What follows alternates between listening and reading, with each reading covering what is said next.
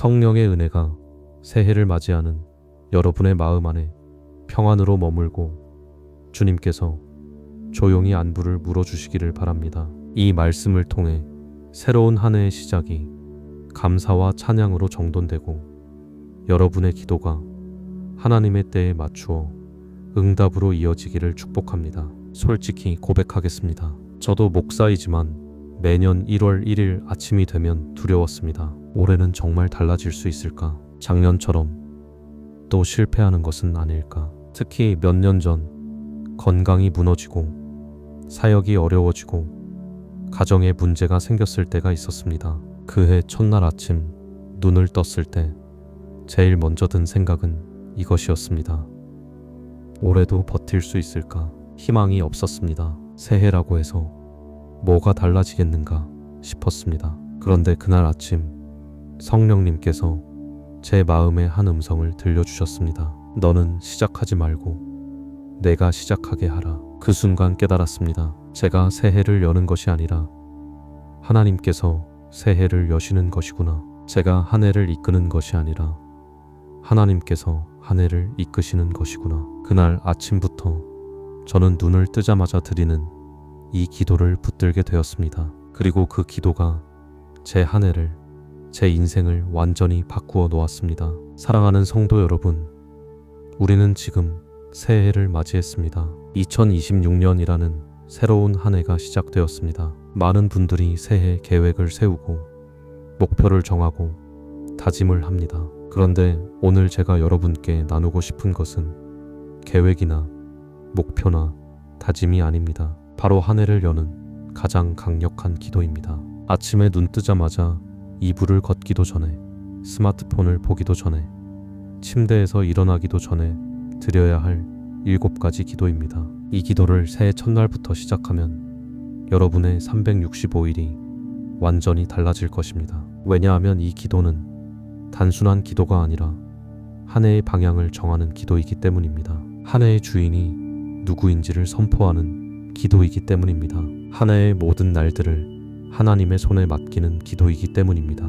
오늘 이 7가지 기도를 함께 나누겠습니다. 그리고 내일 아침부터 여러분이 눈을 뜰 때마다 이 기도를 드리시기를 간절히 바랍니다. 그러면 2026년 여러분의 한 해가 완전히 새로워질 것입니다. 새해 첫날 아침 많은 사람들은 무엇을 할까요? 스마트폰을 집어듭니다. 카카오톡을 확인하고 뉴스를 보고 SNS를 확인합니다. 어떤 분들은 오늘 해야 할 일을 떠올립니다. 친척 집에 가야 하나, 세배 드리러 가야 하나, 설날 음식을 준비해야 하나. 또 어떤 분들은 올해 계획을 생각합니다. 올해는 꼭 다이어트에 성공하겠다. 올해는 얼마를 모으겠다. 올해는 자격증을 따겠다. 그런데 정작 가장 중요한 것을 놓치고 있습니다. 바로 이 한 해의 주인이 누구인가 하는 것입니다. 잠언 16장 9절은 이렇게 말씀하십니다.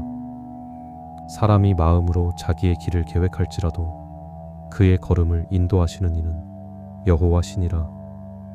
스치입니다.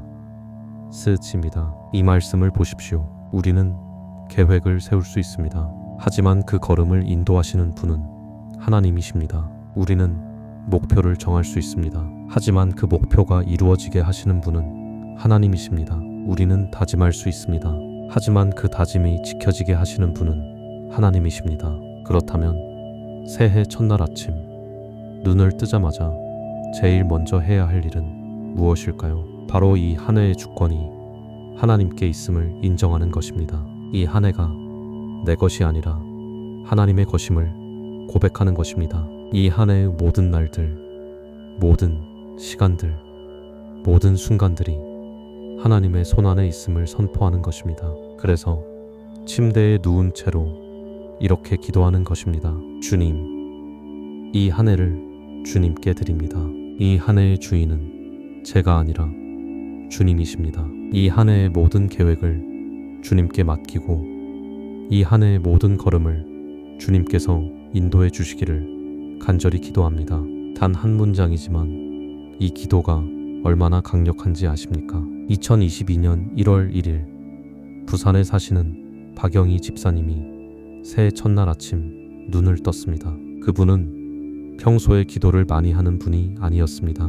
교회도 가끔 빠지고 새벽 기도도 잘 나가지 않았습니다. 그런데 그날 아침 우연히 유튜브에서 이 메시지를 듣게 되었습니다. 새해 첫날 아침 눈 뜨자마자 이 한 해를 주님께 드리라는 메시지였습니다. 박영희 집사님은 반신반의하며 침대에 누운 채로 기도했습니다. 주님, 이 한 해를 주님께 드립니다. 그런데 놀라운 일이 일어났습니다. 그날부터 박영희 집사님의 하루가 달라지기 시작했습니다. 아침에 일어나면 자연스럽게 기도가 나왔습니다. 성경을 읽고 싶은 마음이 생겼습니다. 교회 가는 것이 즐거워졌습니다. 그리고 한 해가 지났을 때 박영희 집사님은 깨달았습니다. 아, 내가 주님께 드린 이 한 해를 주님께서 정말 인도하셨구나. 내가 계획한 것보다 훨씬 더 좋은 것들을 주셨구나. 내가 생각한 것보다 훨씬 더 큰 은혜를 경험하게 하셨구나. 사랑하는 성도 여러분, 새해 첫날 아침 눈 뜨자마자 이 기도를 드리십시오. 주님, 이 한 해를 주님께 드립니다. 이 기도가 여러분의 365일을 완전히 바꾸어 놓을 것입니다. 왜냐하면 이 기도는 한 해의 주인을 선포하는 기도이기 때문입니다. 주권 인정의 기도를 드렸다면 그 다음은 무엇일까요? 바로 감사의 기도입니다. 많은 사람들이 새해 첫날 새로운 것을 구합니다. 올해는 좋은 일이 생기게 해주세요. 올해는 건강하게 해주세요. 올해는 돈 많이 벌게 해주세요. 물론 이런 기도도 필요합니다. 하지만 그보다 먼저 해야 할 기도가 있습니다. 바로 지금까지 살아온 날들에 대한 감사입니다. 데살로니가 전서 5장 18절은 이렇게 말씀하십니다. 범사에 감사하라. 이것이 그리스도 예수 안에서 너희를 향하신 하나님의 뜻이니라. 범사에 감사하라고 하셨습니다. 좋은 일에만 감사하는 것이 아닙니다. 어려운 일에도 감사하고 힘든 일에도 감사하고 아픈 일에도 감사하라는 것입니다. 왜냐하면 그 모든 일들을 통해 하나님께서 우리를 지금 이 자리까지 인도하셨기 때문입니다. 그렇다면 새해 첫날 아침 무엇을 감사해야 할까요? 첫째, 감고 승리주 감고 후른주 감고 슈감고 감고 지금까지 살아온 모든 날들을 감사해야 합니다. 여러분이 지금 이 순간 눈을 뜨고 숨을 쉬며 새해를 맞이할 수 있다는 것 자체가 하나님의 은혜입니다. 작년 한 해 동안 얼마나 많은 위기가 있었습니까? 건강의 위기, 경제의 위기, 관계의 위기, 마음의 위기. 그런데 그 모든 위기 가운데서도 하나님께서 여러분을 지켜주셨습니다. 여러분이 쓰러지지 않게 붙들어 주셨습니다. 여러분이 포기하지 않게 힘을 주셨습니다. 그래서 지금 여러분이 새해를 맞이할 수 있는 것입니다. 이것이 얼마나 큰 은혜입니까? 둘째, 지금 내게 있는 모든 것을 감사해야 합니다. 건강, 심선묘, 거인묘, 건강, 심선묘, 가족, 집, 직장, 스위를 스위치, 교회, 친구, 하나님께서 주신 모든 것을 감사해야 합니다. 우리는 흔히 없는 것을 생각하며 불평합니다. 돈이 없다, 건강이 없다, 집이 없다, 사랑하는 사람이 없다. 하지만 우리에게는 있는 것이 훨씬 더 많습니다. 지금 이 순간 숨 쉬는 것, 걸을 수 있는 것, 볼 수 있는 것, 들을 수 있는 것, 이 모든 것이 하나님께서 주신 선물입니다. 셋째, 지난 한 해의 아픔과 실패까지도 감사해야 합니다. 이것이 가장 어려운 감사입니다. 어떻게 아픔을 감사할 수 있습니까? 어떻게 실패를 감사할 수 있습니까? 하지만 로마서 8장 28절은 이렇게 말씀하십니다. 우리가 알거니와 하나님을 사랑하는 자, 곧 그의 뜻대로 부르심을 입은 자들에게는 모든 것이 합력하여 선을 이루느니라.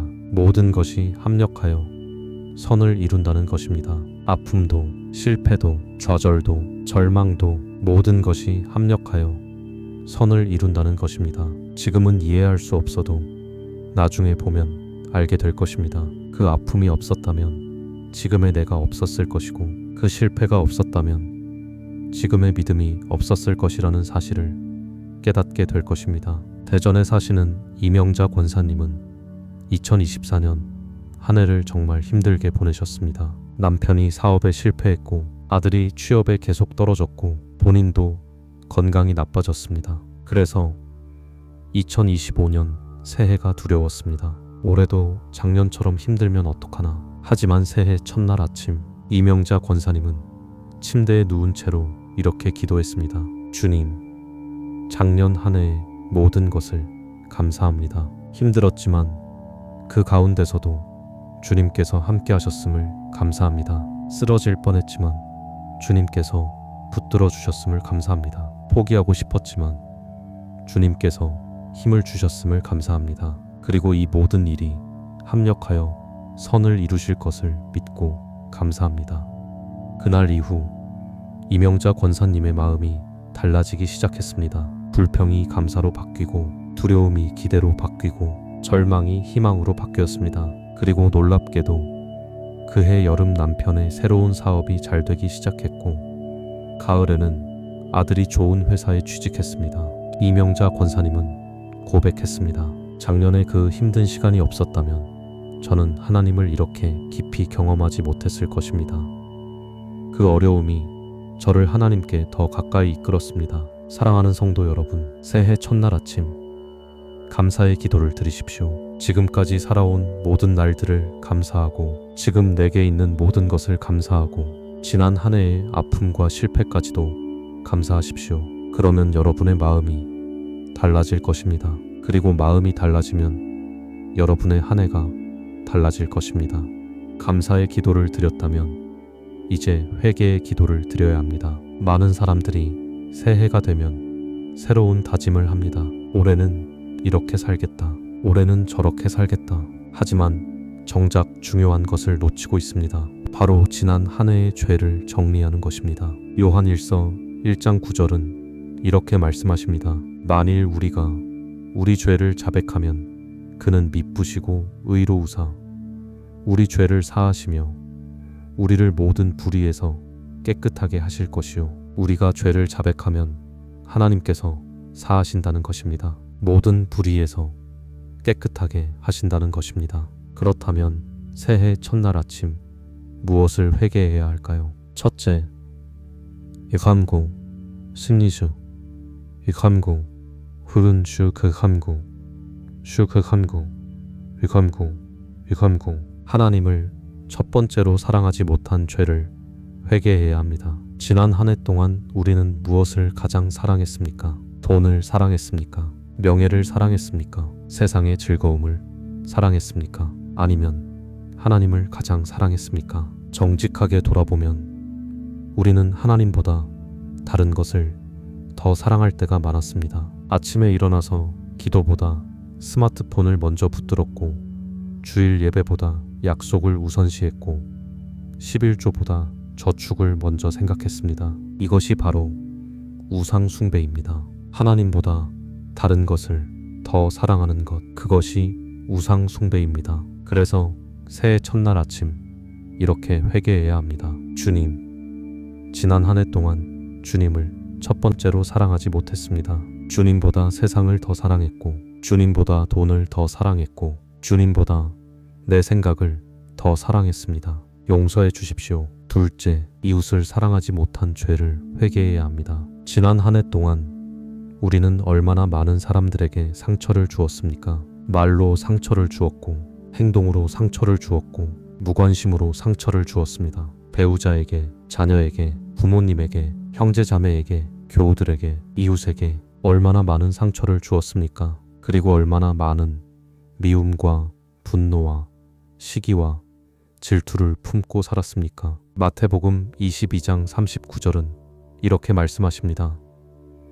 내 이웃을 내 자신같이 사랑하라. 하지만 우리는 이웃을 사랑하지 못했습니다. 오히려 이웃을 판단했고 정죄했고 미워했습니다. 그래서 새해 첫날 아침 이렇게 회개해야 합니다. 주님, 지난 한 해 동안 이웃을 사랑하지 못했습니다. 말로 상처를 주었고 행동으로 실망을 주었고 무관심으로 외면했습니다. 용서해 주십시오. 셋째, 시간을 허비한 죄를 회개해야 합니다. 하나님께서 우리에게 주신 가장 귀한 선물이 무엇입니까? 바로 시간입니다. 하루 24시간, 1년 365일. 이것은 누구에게나 공평하게 주어지는 선물입니다. 그런데 우리는 그 귀한 시간을 어떻게 사용했습니까? 의미 없는 유튜브를 보며 시간을 허비했고, 쓸데없는 걱정으로 시간을 낭비했고, 가치 없는 일들에 시간을 쏟아부었습니다. 에베소서 5장 16절은 이렇게 말씀하십니다.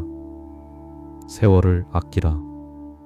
때가 악하니라. 세월을 아끼라는 것입니다. 시간을 귀하게 여기고 시간을 지혜롭게 사용하라는 것입니다. 하지만 우리는 시간을 허비했습니다. 기도할 시간은 없다고 하면서 텔레비전 볼 시간은 있었고, 성경 읽을 시간은 없다고 하면서 인터넷 할 시간은 있었습니다. 그래서 새해 첫날 아침 이렇게 회개해야 합니다. 주님, 지난 한 해 동안 주님께서 주신 귀한 시간을 허비했습니다. 기도하지 않았고, 말씀을 읽지 않았고, 주님과 동행하지 않았습니다. 용서해 주십시오. 광주에 사시는 최동수 장로님은 매년 새해 첫날 아침 회개의 기도를 드립니다. 지난 한 해의 죄를 하나하나 기억하며 구체적으로 회개합니다. 처음에는 10분 정도 걸렸는데 해가 갈수록 시간이 길어졌습니다. 왜냐하면 회개할 것이 너무 많았기 때문입니다. 그런데 신기한 일이 일어났습니다.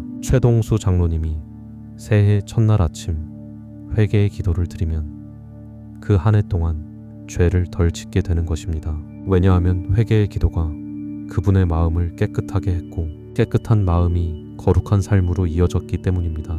최동수 장로님은 고백했습니다. 새해 첫날 아침 드린 회개의 기도가 제 한 해를 바꾸어 놓았습니다. 과거의 죄를 정리하니 새로운 삶을 살 수 있었습니다.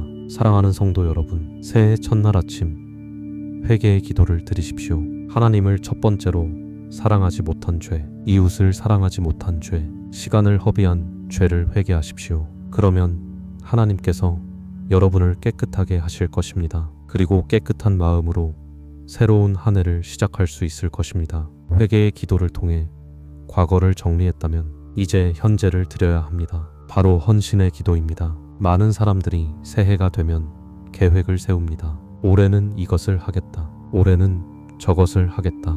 하지만 하나님께 드리는 계획은 세우지 않습니다. 로마서 12장 1절은 이렇게 말씀하십니다. 그러므로 형제들아, 내가 하나님의 모든 자비하심으로 너희를 권하노니 너희 몸을 하나님이 기뻐하시는 거룩한 산 제물로 드리라. 이는 너희가 드릴 영적 예배니라. 우리 몸을 산 제물로 드리라는 것입니다. 산 제물이 무엇입니까? 죽은 제물이 아니라 살아서 움직이고 행동하는 제물입니다. 즉, 우리의 일상, 우리의 시간, 우리의 재능, 우리의 모든 것을 하나님께 드리라는 것입니다. 그렇다면 새해 첫날 아침 무엇을 드려야 할까요? 첫째, 이함공, 심리주, 이함공, 푸른 슈크함공, 슈크함공, 이함공, 이함공. 나의 시간을 드려야 합니다. 하루 24시간 중에서 얼마를 하나님께 드리겠습니까? 어떤 분들은 이렇게 말합니다. 바빠서 시간이 없어요. 하지만 정말 시간이 없습니까? 텔레비전 볼 시간은 있고, 유튜브 볼 시간은 있고, 수다 떨 시간은 있습니다. 그런데 기도할 시간은 없고, 성경 읽을 시간은 없고, 예배 드릴 시간은 없다고 합니다. 이것은 시간이 없는 것이 아니라 우선순위가 잘못된 것입니다. 그래서 새해 첫날 아침 이렇게 기도해야 합니다. 주님, 이 한 해의 모든 시간을 주님께 드립니다. 내일 아침 30분을 기도로 드리고, 내일 저녁 30분을 말씀 묵상으로 드리고, 내주 주일을 온전히 예배로 드리겠습니다. 둘째, 나의 재능을 드려야 합니다. 하나님께서 우리에게 주신 재능이 무엇입니까? 어떤 분은 음악의 재능이 있고, 어떤 분은 말씀의 재능이 있고, 어떤 분은 섬김의 재능이 있습니다. 어떤 분은 요리를 잘하고, 어떤 분은 청소를 잘하고, 어떤 분은 기도를 잘합니다. 이 모든 재능이 하나님께서 주신 것입니다. 그런데 우리는 그 재능을 어디에 사용합니까? 세상을 위해, 돈을 위해, 나를 위해 사용합니다. 베드로전서 4장 10절은 이렇게 말씀하십니다. 각각 은사를 받은 대로 하나님의 여러 가지 은혜를 맡은 은사를 받은 대로 서로 봉사하라는 것입니다. 우리에게 주신 재능을 하나님 나라를 위해, 교회를 위해, 이웃을 위해 사용하라는 것입니다. 그래서 새해 첫날 아침 이렇게 기도해야 합니다. 주님, 이 한 해 제가 가진 모든 재능을 주님께 드립니다. 제 음악을 찬양으로 드리고, 제 손을 섬김으로 드리고, 제 마음을 사랑으로 드리겠습니다. 셋째, 나의 물질을 드려야 합니다. 이것이 가장 어려운 헌신입니다. 왜냐하면 우리는 돈을 너무 사랑하기 때문입니다. 하지만 말라기 3장 10절은 이렇게 말씀하십니다. 만군의 여호와가 이르노라.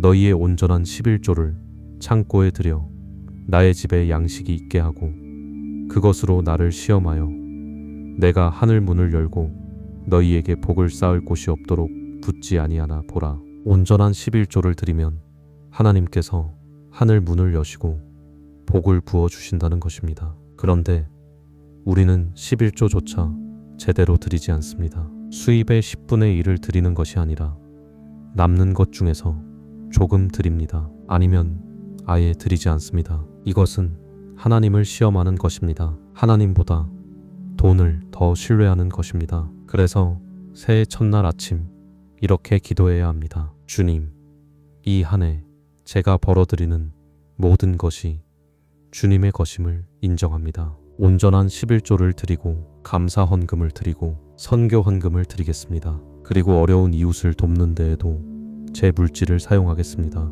인천에 사시는 김태영 집사님은 2021년 새해 첫날 아침 헌신의 기도를 드렸습니다. 주님, 이 한 해 제 시간과 제 재능과 제 물질을 모두 주님께 드립니다. 그리고 실제로 그렇게 살았습니다. 매일 아침 5시에 일어나 기도했고 교회에서 찬양팀으로 섬겼고 온전한 11조와 감사 헌금을 드렸습니다. 처음에는 힘들었습니다. 시간도 없는 것 같고 돈도 부족한 것 같았습니다. 하지만 신기하게도 시간은 오히려 넉넉해졌고 돈은 오히려 모이기 시작했습니다. 그리고 그해 말 김태영 집사님은 고백했습니다. 제가 주님께 드린 것보다 주님께서 제게 주신 것이 훨씬 더 많았습니다. 제가 드린 시간보다 주님께서 주신 은혜가 더 컸고 제가 드린 물질보다 주님께서 주신 복이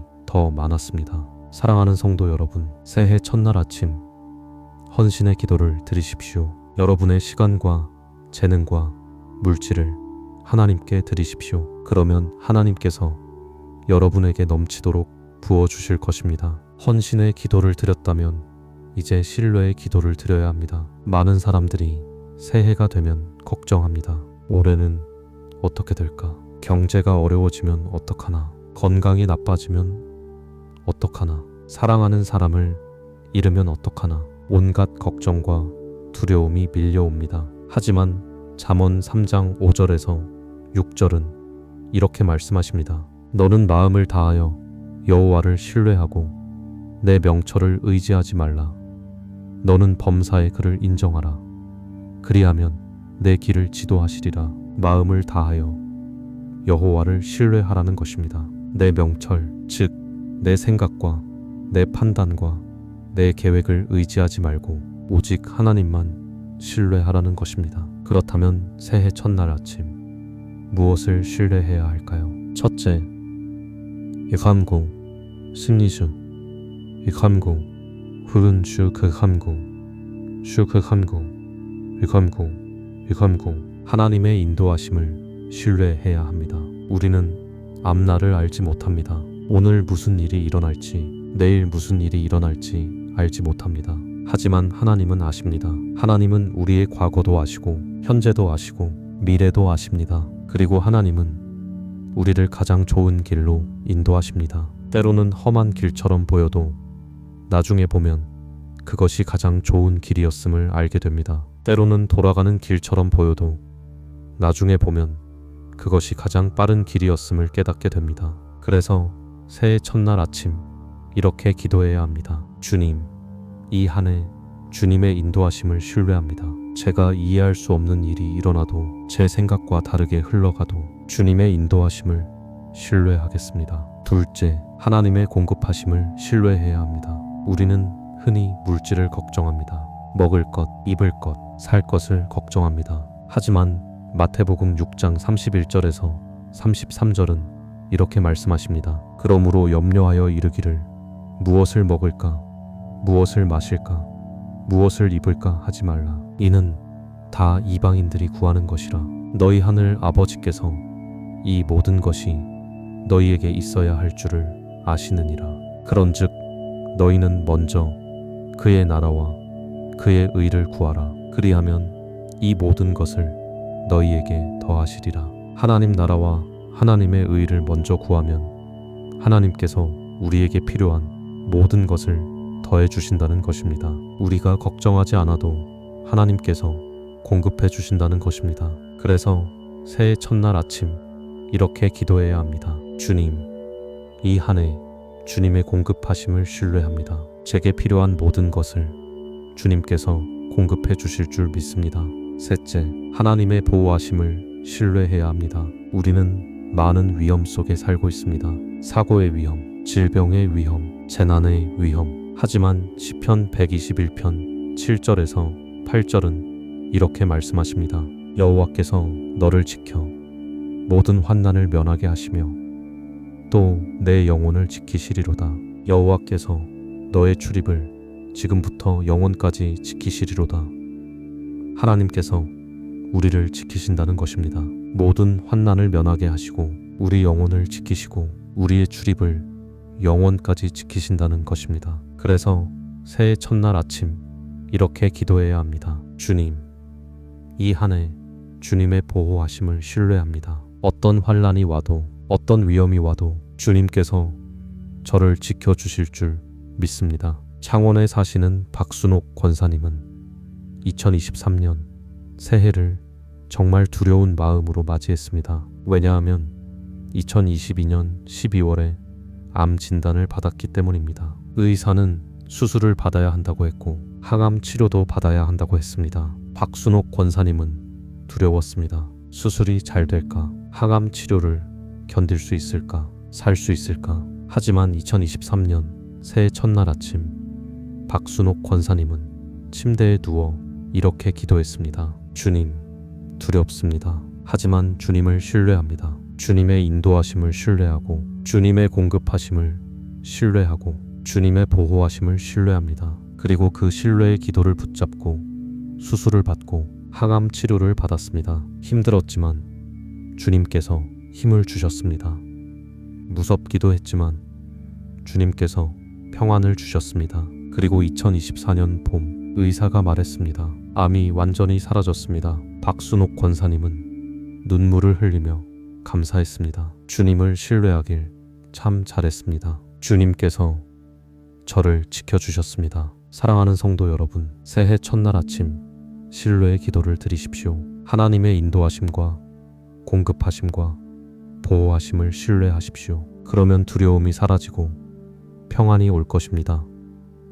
신뢰의 기도를 드렸다면 이제 기대의 기도를 드려야 합니다. 스그름 많은 사람들이 새해를 희망 없이 맞이합니다. 어차피 올해도 작년과 비슷하겠지. 뭐가 달라지겠어. 하지만 하나님을 믿는 사람은 다릅니다. 예레미야 29장 11절은 이렇게 말씀하십니다. 여호와의 말씀이니라. 너희를 향한 나의 생각을 내가 아나니 평안이요 재앙이 아니니라. 너희에게 미래와 희망을 주는 것이니라. 하나님께서 우리를 향한 계획을 가지고 계신다는 것입니다. 그것은 재앙이 아니라 평안이고 절망이 아니라 희망이라는 것입니다. 그렇다면 새해 첫날 아침 무엇을 기대해야 할까요? 첫째, 이감구 승리주 이감구 푸른 슈크감구 슈크감구 이감구 하나님의 새로운 은혜를 기대해야 합니다. 예레미야가 3장 22절에서 23절은 이렇게 말씀하십니다. 여호와의 인자와 긍휼이 무궁하심으로 우리가 진멸되지 아니함이니이다. 이것들이 아침마다 새로우니 주의 성실하심이 크시도소이다. 아침마다 새로운 은혜를 주신다는 것입니다. 어제의 은혜로 오늘을 살 수 없습니다. 오늘은 오늘의 새로운 은혜가 필요합니다. 그리고 하나님께서는 매일 아침 새로운 은혜를 부어주십니다. 그래서 새해 첫날 아침 이렇게 기도해야 합니다. 주님, 이 한 해 주님의 새로운 은혜를 기대합니다. 내일 아침 새로운 은혜를 경험하게 해주십시오. 둘째, 하나님의 기적을 기대해야 합니다. 우리가 생각하지 못한 일, 상상하지 못한 일, 기대하지 못한 일이 일어날 것을 믿어야 합니다. 에베소서 3장 20절은 이렇게 말씀하십니다. 우리 가운데서 역사하시는 능력대로 우리가 구하거나 생각하는 모든 것에 더 넘치도록 능히 하실 이가 계십니다. 우리가 구하거나 생각하는 것보다 더 넘치도록 하실 수 있다는 것입니다. 우리의 생각을 초월하는 일을 하실 수 있다는 것입니다. 그래서 새해 첫날 아침 이렇게 기도해야 합니다. 주님, 이 한 해 주님의 기적을 기대합니다. 제가 상상할 수 없는 일들을 행해 주십시오. 셋째, 하나님의 회복을 기대해야 합니다. 지난 한 해 동안 잃어버린 것들이 많습니다. 건강을 잃었고, 관계를 잃었고, 꿈을 잃었고, 기쁨을 잃었습니다. 하지만 요엘 2장 25절은 이렇게 말씀하십니다. 내가 전에 너희에게 보낸 큰 군대, 곧 메뚜기와 느치와 황충과 팥중이가 먹은 횟수대로 너희에게 갚아주리니. 하나님께서 잃어버린 횟수를 갚아주신다는 것입니다. 메뚜기가 먹어치운 것, 황충이 망가뜨린 것, 모든 것을 회복시켜 주신다는 것입니다. 그래서 새해 첫날 아침 이렇게 기도해야 합니다. 주님, 이 한 해 주님의 회복을 기대합니다. 잃어버린 건강을 회복시켜 주십시오. 무너진 관계를 회복시켜 주십시오. 사라진 꿈을 회복시켜 주십시오. 울산에 사시는 정미경 집사님은 2021년 한 해를 정말 힘들게 보내셨습니다. 남편과 이혼했고, 직장에서 해고당했고, 우울증까지 찾아왔습니다. 모든 것을 잃은 것 같았습니다. 그래서 2022년 새해를 맞이하는 것이 두려웠습니다. 하지만 새해 첫날 아침 정미경 집사님은 침대에 누운 채로 이렇게 기도했습니다. 주님, 모든 것을 잃었지만 주님만은 잃지 않았습니다. 이 한 해 주님의 새로운 은혜를 기대하고, 주님의 기적을 기대하고, 주님의 회복을 기대합니다. 그리고 그 기대를 품고 한 해를 살았습니다. 쉽지 않았습니다. 여전히 외로웠고 여전히 힘들었습니다. 하지만 하나님께서는 정말로 회복시켜 주셨습니다. 2022년 여름에 새로운 직장을 구했고, 가을에는 우울증에서 벗어났고, 겨울에는 새로운 꿈을 발견했습니다. 정미경 집사님은 고백했습니다. 제가 기대한 것보다 훨씬 더 큰 것을 주님께서 주셨습니다. 잃어버린 것보다 훨씬 더 좋은 것으로 회복시켜 주셨습니다. 사랑하는 성도 여러분, 새해 첫날 아침 기대의 기도를 드리십시오. 하나님의 새로운 은혜, 하나님의 기적, 하나님의 회복을 기대하십시오. 그러면 2026년 여러분에게 정말 놀라운 일들이 일어날 것입니다. 마지막으로 축복의 기도를 드려야 합니다. 많은 사람들이 자기만을 위해 기도합니다. 내 건강, 내 가족, 내 직장, 내 사업. 하지만 참으로 복받는 사람은 다른 사람을 위해 기도하는 사람입니다. 민수기 6장 24절에서 26절은 이렇게 말씀하십니다. 여호와는 내게 복을 주시고 너를 지키시기를 원하며, 여호와는 그의 얼굴을 내게 비추사 은혜 베푸시기를 원하며, 여호와는 그 얼굴을 내게로 향하여 드사 평강 주시기를 원하노라. 이것은 아론의 축복 기도입니다. 제사장이 백성들을 위해 드리는 축복의 기도입니다. 그렇다면 새해 첫날 아침 누구를 위해 축복을 빌어야 할까요? 첫째, 이함구 심리주, 이함구 푸른 슈크함구, 슈크함구, 이함구 가족을 위해 축복을 빌어야 합니다. 배우자와 자녀와 부모님과 형제 자매를 위해 기도해야 합니다. 그들의 건강과 그들의 신앙과 그들의 삶을 위해 축복을 빌어야 합니다. 특히 아직 믿지 않는 가족이 있다면 그들의 구원을 위해 간절히 기도해야 합니다. 새해 첫날 아침 이렇게 기도하십시오. 주님, 우리 가족 모두에게 복을 주시고 지켜주십시오. 배우자를 축복하시고 자녀들을 축복하시고 부모님을 축복하시고 형제 자매를 축복해 주십시오.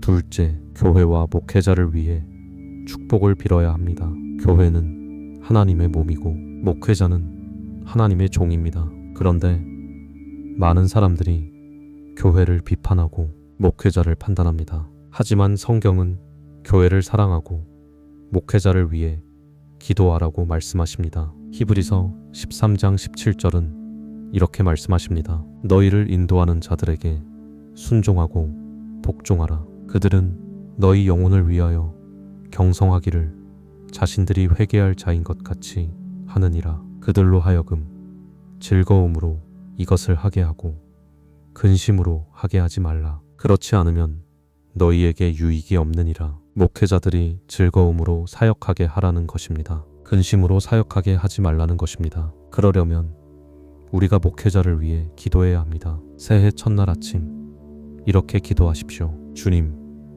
우리 교회를 축복하시고 담임 목사님과 모든 사역자들을 축복해 주십시오. 말씀을 전할 때 능력을 주시고 성도들을 돌볼 때 지혜를 주시고 사역할 때 건강을 주십시오. 셋째, 이웃과 세상을 위해 축복을 빌어야 합니다. 우리 주변에는 아픈 사람들이 많습니다. 병들어 고통받는 사람, 가난해서 힘들어하는 사람, 외로워서 눈물 흘리는 사람, 그들을 위해 기도해야 합니다. 그리고 이 세상을 위해 기도해야 합니다. 전쟁이 그치고 평화가 임하고 복음이 전파되기를 기도해야 합니다. 디모데전서 2장 1절에서 2절은 이렇게 말씀하십니다. 그러므로 내가 첫째로 권하노니 모든 사람을 위하여 간구와 기도와 도고와 감사를 하되 임금들과 높은 지위에 있는 모든 사람을 위하여 하라.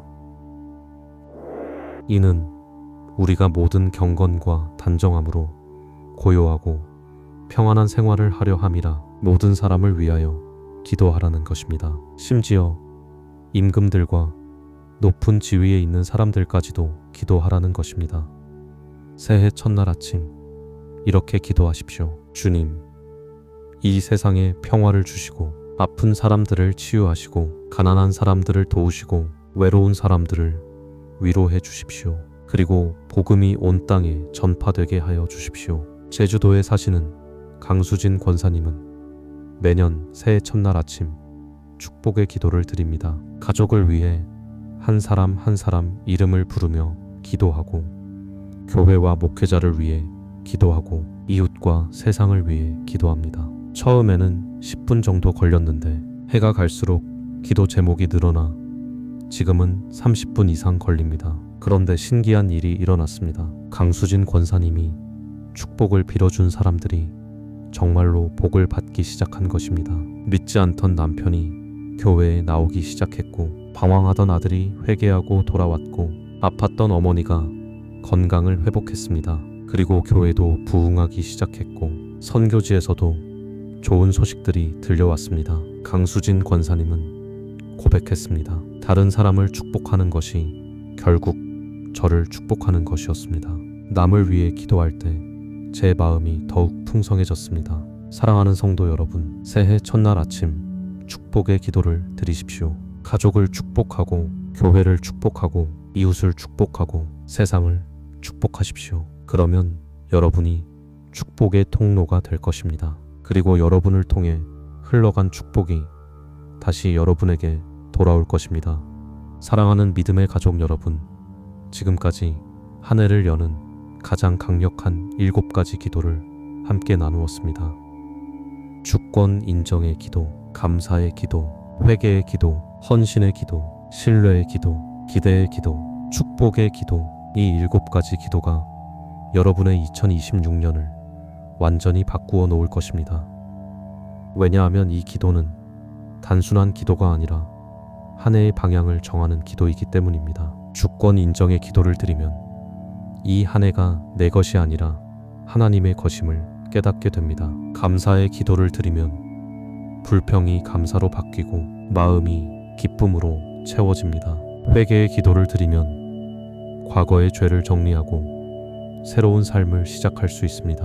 헌신의 기도를 드리면 내 시간과 재능과 물질이 하나님 나라를 위해 쓰이게 됩니다. 신뢰의 기도를 드리면 두려움이 사라지고 평안이 찾아옵니다. 기대의 기도를 드리면 절망이 희망으로 바뀌고 꿈이 살아납니다. 축복의 기도를 드리면 여러분이 축복의 통로가 되어 많은 사람들에게 은혜를 끼치게 됩니다. 그러니 내일 아침부터, 아니 오늘 저녁 잠자리에 들기 전부터 이 7가지 기도를 시작하십시오. 침대에 누워서 이불을 덮고 눈을 감고 조용히 기도하십시오. 주님, 이 한 해를 주님께 드립니다. 지금까지의 모든 것을 감사합니다. 제 죄를 용서해 주십시오. 제 모든 것을 주님께 드립니다. 주님을 신뢰합니다. 주님의 놀라운 일을 기대합니다. 제 가족과 교회와 이웃과 세상을 축복합니다. 이 기도를 매일 아침 눈 뜰 때마다 드리십시오. 그러면 2026년 한 해가 완전히 달라질 것입니다. 여러분의 마음이 달라지고 여러분의 생각이 달라지고 여러분의 삶이 달라질 것입니다. 그리고 12월 31일이 되었을 때 여러분은 고백하게 될 것입니다. 아, 올해는 정말 달랐다. 새해 첫날 아침에 그 기도가 내 한 해를 바꾸어 놓았다. 2026년 한 해 안에 하나님의 놀라운 은혜와 축복이 여러분 모두에게 넘치기를 간절히 기도합니다. 주님의 이름으로 축복합니다. 아멘. 새해의 문턱에선 여러분의 마음에 주님의 고요한 숨결이 머물기를 바랍니다. 아직 해가 완전히 오르기 전 이 시간에 하나님께서 여러분의 밤새 쌓인 생각들을 만져주시고 복잡한 마음을 하나씩 정돈해 주시기를 축복합니다. 새해가 시작되면 사람들은 새 달력을 펼칩니다. 새 수첩을 사고 새 계획표를 만들고 새 목표를 적습니다. 그런데 이상하게도 마음은 새롭지 않을 때가 많습니다. 달력은 바뀌었는데 가슴에 얹힌 무게는 그대로입니다. 해가 바뀌었는데 어제의 근심이 오늘 아침까지 따라옵니다. 그래서 어떤 사람은 1월 1일 아침부터 이미 지쳐 있습니다. 아직 아무 일도 시작되지 않았는데 마음은 이미 버거운 것입니다. 저도 그런 해가 있었습니다. 새해 첫날이 반갑지 않았습니다. 사람들은 새해 복 많이 받으라고 말했지만 제 마음은 복보다 짐을 먼저 떠올렸습니다. 돌봐야 할 일이 많았고 해결되지 않은 문제가 남아 있었고 기도해도 쉽게 열리지 않는 문들이 있었습니다. 그 아침에 저는 계획을 세우지 못했습니다. 오히려 한참 동안 침대에 앉아 아무 말도 하지 못했습니다. 그때 주님께서 제 마음에 한 깨달음을 주셨습니다. 새해를 잘 시작하는 사람은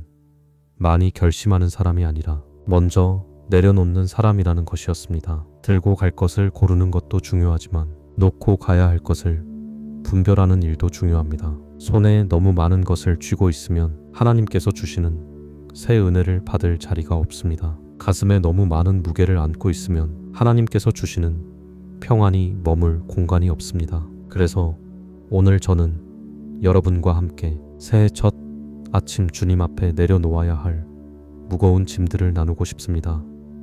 이것은 포기하라는 말이 아닙니다. 도망가라는 말도 아닙니다. 내가 붙들고 있던 것을 하나님의 손으로 옮겨드리라는 말입니다. 내 힘으로 감당하려던 짐을 주님의 어깨 위에 올려드리라는 말입니다. 시편 55편 22절은 이렇게 말씀합니다. 내 짐을 여호와께 맡기라. 그가 너를 붙드시고 의인의 요동함을 영원히 허락하지 아니하시리로다.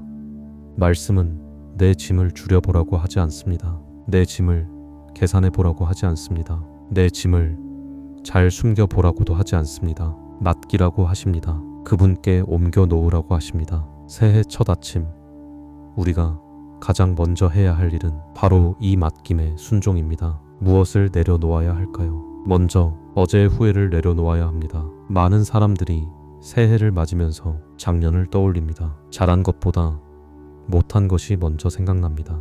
왜 그때 그렇게 말했을까? 왜 그 사람을 더 사랑하지 못했을까? 왜 그 기회를 놓쳤을까? 왜 더 기도하지 않았을까? 왜 더 믿음으로 살지 못했을까? 이 후회는 마음을 무겁게 만듭니다. 후회가 깊어지면 사람은 앞으로 가지 못합니다. 발은 오래 있는데 마음은 계속 지난해에 붙들려 있습니다. 그러면 새해는 시작되었는데 영혼은 아직 출발하지 못합니다. 이사야 43장 18절과 19절에서 하나님은 말씀하십니다. 너희는 이전 일을 기억하지 말며 옛날 일을 생각하지 말라. 보라, 내가 새 일을 행하리니 이제 나타낼 것이라. 하나님은 과거를 부정하시는 분이 아니십니다. 그러나 과거가 미래를 가두는 것을 원치 않으십니다. 회개는 필요합니다. 반성도 필요합니다.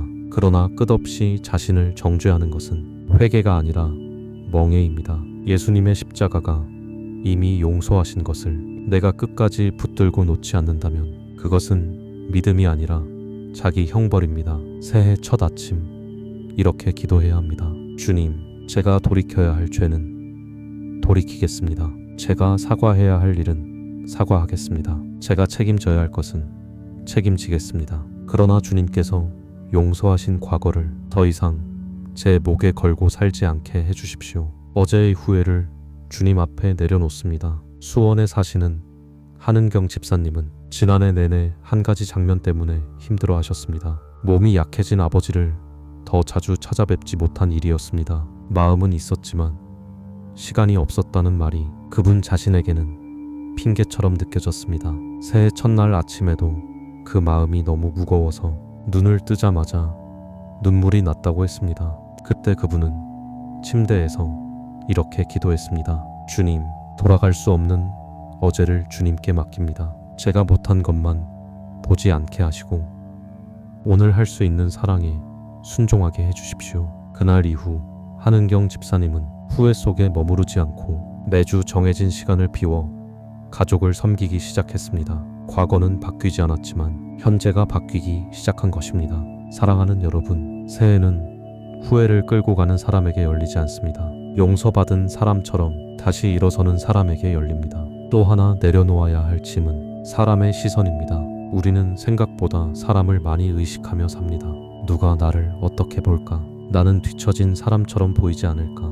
저 집은 저렇게 사는데 왜 나는 이 모양일까? 왜 우리 아이는 저 집 아이처럼 되지 않을까? 왜 나는 아직도 이 자리일까? 이 비교와 시선은 영혼을 지치게 합니다. 갈라디아서 1장 10절에서 바울은 이렇게 말합니다. 이제 내가 사람들에게 좋게 하랴, 하나님께 좋게 하랴. 우리는 입술로는 하나님을 믿는다고 말하지만 실제로는 사람의 평가에 더 흔들릴 때가 많습니다. 칭찬을 들으면 기분이 살아나고 작은 말 한마디에도 마음이 무너집니다. 왜 그럴까요? 사람의 눈을 너무 오래 바라보았기 때문입니다. 사람의 눈은 자주 바뀝니다. 오늘은 칭찬하다가 내일은 차갑게 돌아섭니다. 오늘은 가까이 오다가 내일은 멀어집니다. 그러나 하나님의 시선은 다릅니다. 하나님은 우리를 있는 모습 그대로 아시고 그럼에도 불구하고 사랑하십니다. 우리의 부족함을 모르셔서 사랑하시는 것이 아니라 모든 부족함을 아시면서도 사랑하십니다. 이 은혜를 붙들지 못하면 사람의 말이 곧 운명처럼 들립니다. 새해 첫 아침 이렇게 기도해야 합니다. 주님, 사람의 눈치를 보는 마음을 내려놓습니다. 저를 평가하는 수많은 소리보다 저를 부르시는 주님의 음성을 더 크게 듣게 해 주십시오. 사람에게 인정받기 위해 사는 인생이 아니라 하나님을 기쁘시게 하는 인생이 되게 해 주십시오. 청주에 사는 김도윤 청년은 지난해를 거의 비교 속에서 살았습니다. 친구들은 취업했고, 친구들은 결혼했고, 친구들은 집을 장만했다는 소식이 들려왔습니다. 축하해 주어야 하는데 마음 한쪽에서는 자꾸 자신이 작아졌습니다. 새해 첫날 아침에도 휴대폰을 켜는 것이 두려웠다고 했습니다. 그날 김도윤 청년은 말씀을 읽다가 요한복음 21장에서 베드로가 요한을 가리키며 묻는 장면을 만났습니다. 주님, 이 사람은 어떻게 되겠사옵나이까? 그때 예수님은 말씀하셨습니다. 내게 무슨 상관이냐? 너는 나를 따르라. 그 말씀 앞에서 그는 울었습니다. 남의 속도를 보는 눈을 거두고 주님만 따라가면 된다는 사실이 그날 비로소 마음에 들어왔기 때문입니다. 여러분도 오늘 아침 사람의 시선이라는 짐을 내려놓으십시오. 남과 비교하며 새해를 시작하면 올해도 지칩니다. 그러나 주님의 부르심으로 시작하면 걸음이 가벼워집니다. 또 하나 내려놓아야 할 것은 내 힘으로 해내려는 조급함입니다. 새해만 되면 사람들은 서둘러 뭔가를 바꾸고 싶어 합니다. 이번에는 다르다는 것을 보여주고 싶습니다. 그래서 너무 빨리 달립니다. 조급함은 열심처럼 보이지만 사실은 믿음이 약해질 때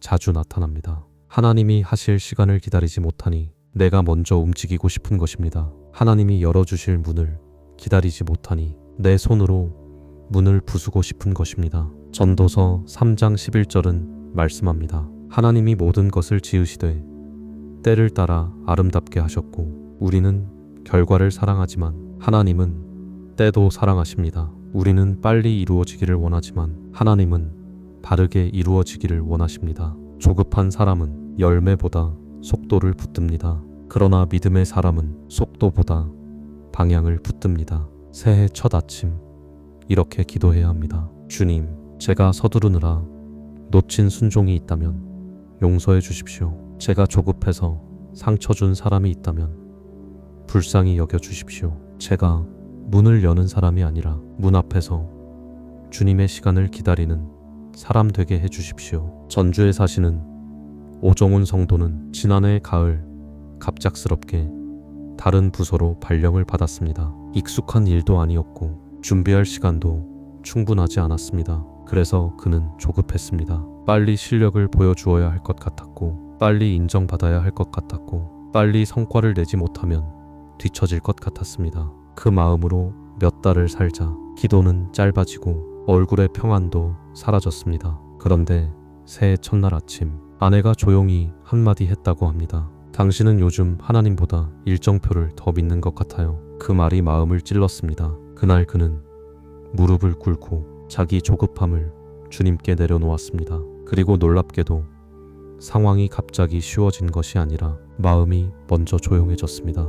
마음이 조용해지자 사람도 보였고 일도 보였고 기도할 자리도 다시 생겼습니다. 사랑하는 여러분, 빨리 가는 것이 복이 아닙니다. 하나님과 함께 가는 것이 복입니다. 새해를 조급함으로 시작하지 마십시오. 주님의 때를 신뢰하는 믿음으로 시작하십시오. 또 내려놓아야 할 짐은 열리지 않은 문에 대한 두려움입니다. 많은 분들이 지금 마음속에 하나씩 묻고 있습니다. 올해 우리 집은 괜찮을까? 우리 아이는 괜찮을까? 내 일터는 괜찮을까? 내 건강은 괜찮을까? 지금도 충분히 힘든데 혹시 더 어려운 일이 오면 어떡하나? 이 두려움은 아직 오지 않은 내일을 오늘의 평안에서 빼앗아 갑니다. 마태복음 6장에서 예수님은 분명히 말씀하십니다. 그러므로 내일 일을 위하여 염려하지 말라. 내일 일은 내일이 염려할 것이요 한날의 괴로움은 그날로 족하니라. 주님은 내일이 없다고 하신 적이 없습니다. 내일의 짐까지 오늘 들지 말라고 하셨습니다. 우리는 내일을 준비할 수는 있지만 내일을 통제할 수는 없습니다. 그 영역은 하나님께 있습니다. 그러므로 믿음은 모든 가능성을 계산해서 안심하는 것이 아니라 계산할 수 없는 내일을 하나님께 맡기는 것입니다.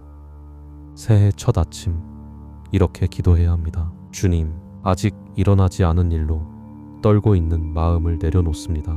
열리지 않은 문이 보여도 문지기 되시는 주님을 먼저 보게 해주십시오. 미래를 다 알지 못해도 미래보다 앞서 가시는 주님을 믿게 해주십시오. 원주에 사시는 조은숙 권사님은 지난해 말 아들이 먼 지역으로 이사를 가게 되면서 혼자 남는 시간을 많이 두려워하셨습니다. 지금까지는 바쁘게 돌보며 살았는데 이제 집이 너무 조용해질 것 같았다고 합니다. 새해가 되면 더 외로워질 것 같아 달력 넘기는 소리도 싫었다고 했습니다. 하지만 새해 첫 아침 말씀 묵상 중 시편 121편을 읽다가 마음이 풀어졌습니다. 나의 도움은 천지를 지으신 여호와에게 서로다. 그분은 그날 이렇게 기도했습니다. 주님, 변하는 환경보다 변하지 않는 주님을 보게 해주십시오. 사람이 떠나는 자리에 주님의 동행이 더 분명해지게 해주십시오. 그 후 조은숙 권사님은 두려움이 완전히 사라진 것은 아니었지만 두려움에 끌려가지 않게 되었다고 했습니다. 이것이 믿음입니다. 두려움이 한 번도 없는 것이 아니라 두려움보다 하나님이 더 크시다는 것을 붙드는 것입니다. 또 하나 내려놓아야 할 것은 용서하지 못한 마음입니다. 새해를 맞으면서도 여전히 어떤 얼굴이 떠오르는 분들이 있습니다. 그 사람만 생각하면 가슴이 답답합니다. 왜 나에게 그런 말을 했을까? 왜 그렇게 차갑게 등을 돌렸을까? 왜 나를 그렇게 아프게 했을까? 상처는 분명히 아픕니다. 하나님은 그 상처를 가볍게 여기지 않으십니다. 그러나 상처를 붙들고 사는 동안 그 아픔은 내 안에서 계속 자랍니다. 용서하지 못한 마음은 상대를 묶는 것처럼 보이지만 사실은 나를 묶습니다. 에베소서 4장 31절과 32절은 말씀합니다. 너희는 모든 악독과 노함과 분냄과 떠드는 것과 비방하는 것을 모든 악의와 함께 버리고 서로 친절하게 하며 불쌍히 여기며 서로 용서하기를 하나님이 그리스도 안에서 너희를 용서하심과 같이 하라. 용서는 쉬운 일이 아닙니다. 억지로 괜찮은 척 하는 것도 아닙니다. 아무 일 없었다고 말하는 것도 아닙니다. 용서는 내 아이를 없애는 것이 아니라 복수의 권리를 하나님께 맡기는 것입니다. 내 상처의 재판장을 내가 하려 하지 않고 하나님께 맡기는 것입니다. 새해 첫 아침 이렇게 기도해야 합니다. 주님, 제가 아직 놓지 못한 얼굴이 있습니다. 생각만 해도 힘든 이름이 있습니다. 제 힘으로는 용서할 수 없습니다. 그러니 주님, 제가 그 사람을 위해 축복까지는 못하더라도 미워함에 묶이지는 않게 해주십시오. 복수하고 싶은 마음을 주님께 내려놓습니다. 강릉에 사는 배성호 집사님은 몇 년 동안 형과 말을 거의 하지 않았습니다. 작은 재산 문제로 시작된 갈등이 시간이 지나며 자존심 싸움이 되어버렸기 때문입니다. 명절마다 가족이 모여도 둘 사이에는 차가운 공기가 흘렀습니다. 새해 첫날 아침 그는 예배를 드리다가 마음이 너무 불편해서 결국 형의 번호를 눌렀습니다. 긴 말을 하지 못하고 형, 새해입니다. 우리 이제 그만 싸웁시다. 이렇게만 말했다고 합니다. 전화가 끝난 뒤 모든 문제가 한 번에 해결된 것은 아니었지만 오랫동안 가슴을 누르던 돌덩이가 내려가는 것 같았다고 했습니다. 사랑하는 여러분, 새해를 미움과 함께 시작하지 마십시오. 아픔은 주님께 토로하고 심판은 주님께 맡기고 내 마음의 쇠문은 주님이 여시게 하십시오. 그리고 또 내려놓아야 할 것은 염려 때문에 움켜쥔 손입니다. 사람은 불안하면 더 세게 움켜줍니다. 돈도, 시간도, 관계도, 기회도, 심지어 사람까지 움켜줍니다. 잃어버릴까 두려우니 붙잡는 힘이 점점 세집니다. 그런데 그렇게 움켜쥔 손은 결국 지치게 됩니다. 하나님은 펴진 손에 채우십니다. 닫힌 주먹에는 선물이 들어갈 수 없습니다. 베드로전서 5장 7절은 말씀합니다. 너희 염려를 다 주께 맡기라. 이는 그가 너희를 돌보심이라. 얼마나 따뜻한 말씀입니까? 하나님은 우리에게 맡기라고 하시면서 이유도 함께 주십니다. 그가 너희를 돌보심이라. 우리에게 맡기라고 하시는 분이 무관심한 분이 아니라는 것입니다. 우리 사정을 모르는 분이 아니라는 것입니다. 돌보시는 분이라는 것입니다. 그래서 새해 첫 아침 이렇게 기도해야 합니다. 주님, 제가 움켜쥐고 있는 걱정을 펼칩니다. 생활의 문제도, 자녀의 문제도, 앞날의 문제도 제 손에서 주님의 손으로 옮겨드립니다. 돌보시는 주님을 믿습니다. 여수에 사는 윤혜정 성도는 지난해 내내 잠들기 전 통장 잔액을 확인하는 버릇이 생겼습니다. 갑작스럽게 생활비가 많이 들어가는 일이 겹치면서 마음이 늘 조마조마했던 것입니다. 하루를 마치고도 평안이 없었습니다. 새해 첫날 아침에도 가장 먼저 계산기를 찾으려다가 문득 자기 모습이 서글퍼졌다고 했습니다. 그래서 휴대폰을 내려놓고 빌립보서 4장을 펴서 읽었습니다. 아무것도 염려하지 말고 다만 모든 일에 기도와 간구로 너희 구할 것을 감사함으로 하나님께 아뢰라.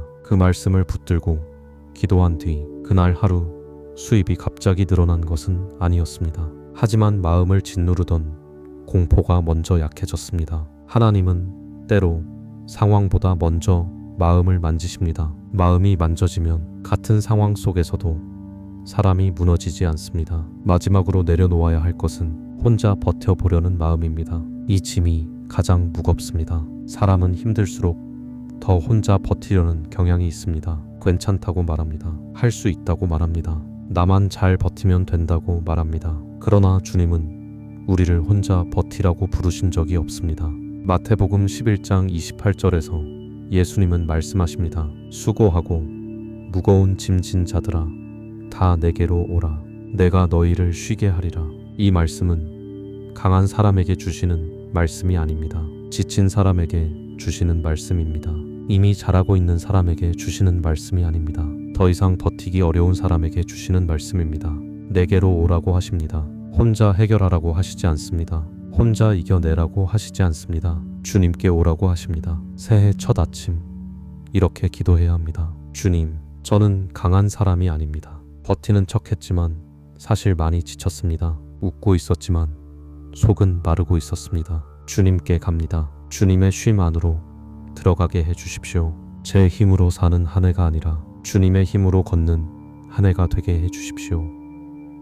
안동에 사는 서미란 집사님은 지난해 시어머니 돌봄과 아이들 양육과 집안일이 한꺼번에 몰리면서 자신도 모르게 웃음을 잃어갔다고 했습니다. 남편에게도 괜찮다고만 했고 교회에서도 잘 지낸다고만 했습니다. 그런데 새해 첫날 새벽 예배에서 찬송을 부르다가 갑자기 눈물이 멈추지 않았다고 합니다. 오랫동안 혼자 버티느라 자기 마음이 얼마나 메말라 있었는지 그때 처음 알게 된 것입니다. 예배 후 그는 교회 권사님 한 분에게 처음으로 자기 형편을 솔직히 털어놓았습니다.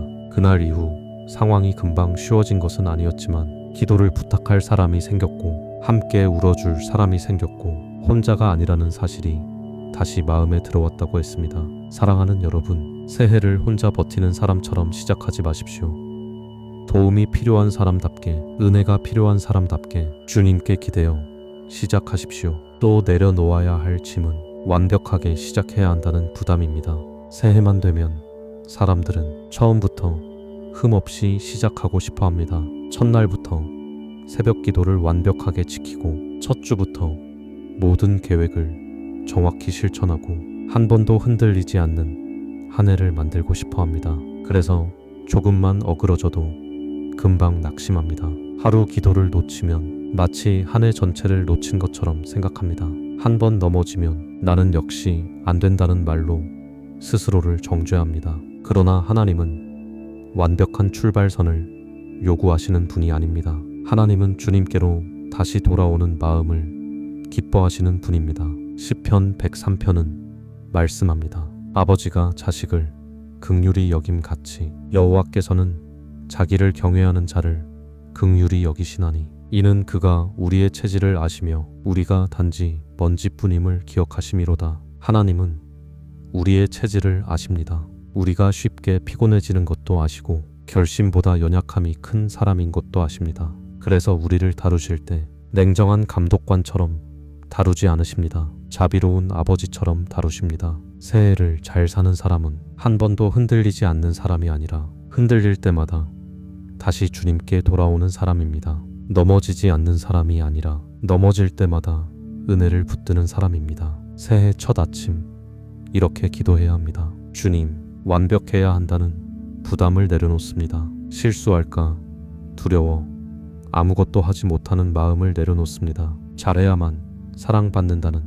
거짓된 압박을 내려놓습니다. 주님, 저를 점수로 보지 마시고 자녀로 대해주시는 은혜를 믿게 해주십시오. 저를 다시 시작하게 하시는 주님의 자비를 붙들게 해주십시오. 아산에 사는 박소연 성도는 해마다 새해 계획을 아주 꼼꼼하게 세우는 분이었습니다. 말씀 읽기, 기도 시간, 운동, 가계부, 가족과의 대화 시간까지 빈틈없이 적었습니다. 문제는 계획을 잘 세우는 것이 아니라 계획이 조금만 어그러져도 자신을 너무 심하게 책망한다는 데 있었습니다. 작년에는 설 연휴가 지나고 생활 리듬이 흐트러지자 한 달도 되기 전에 모든 것을 포기했다고 했습니다. 그런데 새해 첫날 아침 누가복음 15장의 탕자 비유를 묵상하다가 문득 이런 생각이 들었다고 합니다. 아버지는 돌아온 아들에게 왜 계획표를 지키지 못했느냐고 묻지 않으셨구나. 왜 더 빨리 오지 않았느냐고 따지지 않으셨구나. 돌아왔다는 사실 하나로 먼저 안아주셨구나. 그날 박소연 성도는 완벽주의라는 짐을 주님께 내려놓고 다시 시작하는 용기를 구했습니다. 그리고 그 해에는 모든 계획을 완벽하게 지키지 못했지만 예전처럼 쉽게 무너지지 않았다고 합니다. 왜냐하면 자신을 붙드는 힘이 결심이 아니라 은혜가 되었기 때문입니다. 사랑하는 여러분, 완벽한 시작보다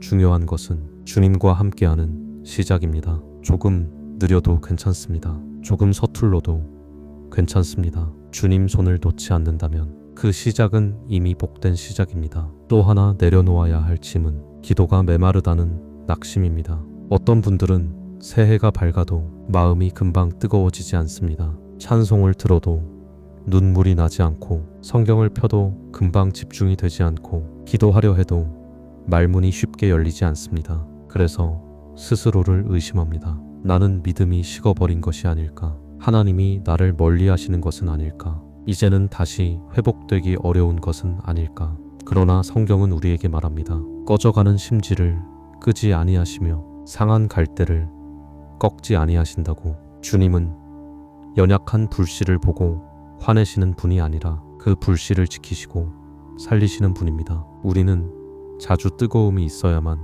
믿음이 있다고 생각합니다. 그러나 믿음은 감정의 크기로만 증명되지 않습니다. 말이 잘 나오지 않아도 하나님 앞에 앉아 있으려는 마음, 눈물이 나지 않아도 말씀을 다시 펴보는 순종, 아무 감동이 없어도 주일 예배 자리를 지키는 발걸음, 이 모든 것이 믿음입니다. 새해 첫 아침 이렇게 기도해야 합니다. 주님, 뜨겁지 못한 제 마음 때문에 낙심하지 않게 해주십시오. 기도가 길지 못해도 주님께 나아오게 해주십시오. 말씀을 읽어도 금방 변하는 것이 없어 보여도 실망하지 않게 해주십시오. 작은 불씨를 살리시는 성령님, 제 안에 다시 바람을 불어넣어 주십시오. 군산에 사는 이선자 권사님은 몇 해 동안 기도가 잘 되지 않는다고 계속 괴로워하셨습니다. 예전에는 찬송만 불러도 눈물이 났는데 요즘은 마음이 돌처럼 무겁고 무덤덤하다고 했습니다. 그래서 새해가 오는 것도 반갑지 않았습니다. 또 결심만 하다가 아무 변화 없이 지나갈까 두려웠기 때문입니다. 그런데 새해 첫날 아침 그분은 큰 기도를 하지 못하고 딱 한 문장만 드렸다고 했습니다.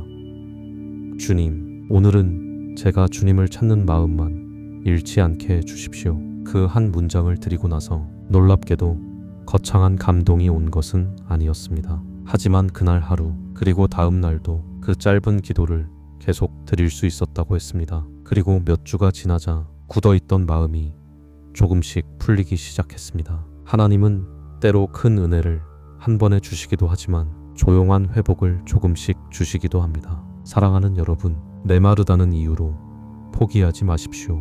불씨가 약하다고 끝난 것이 아닙니다. 주님이 손대시면 작은 심지도 다시 살아납니다. 그래서 새해 첫 아침은 대단한 감정을 만들어내는 시간이 아니라 주님 앞에서 다시 숨쉬기 시작하는 시간이어야 합니다. 그리고 기억하십시오.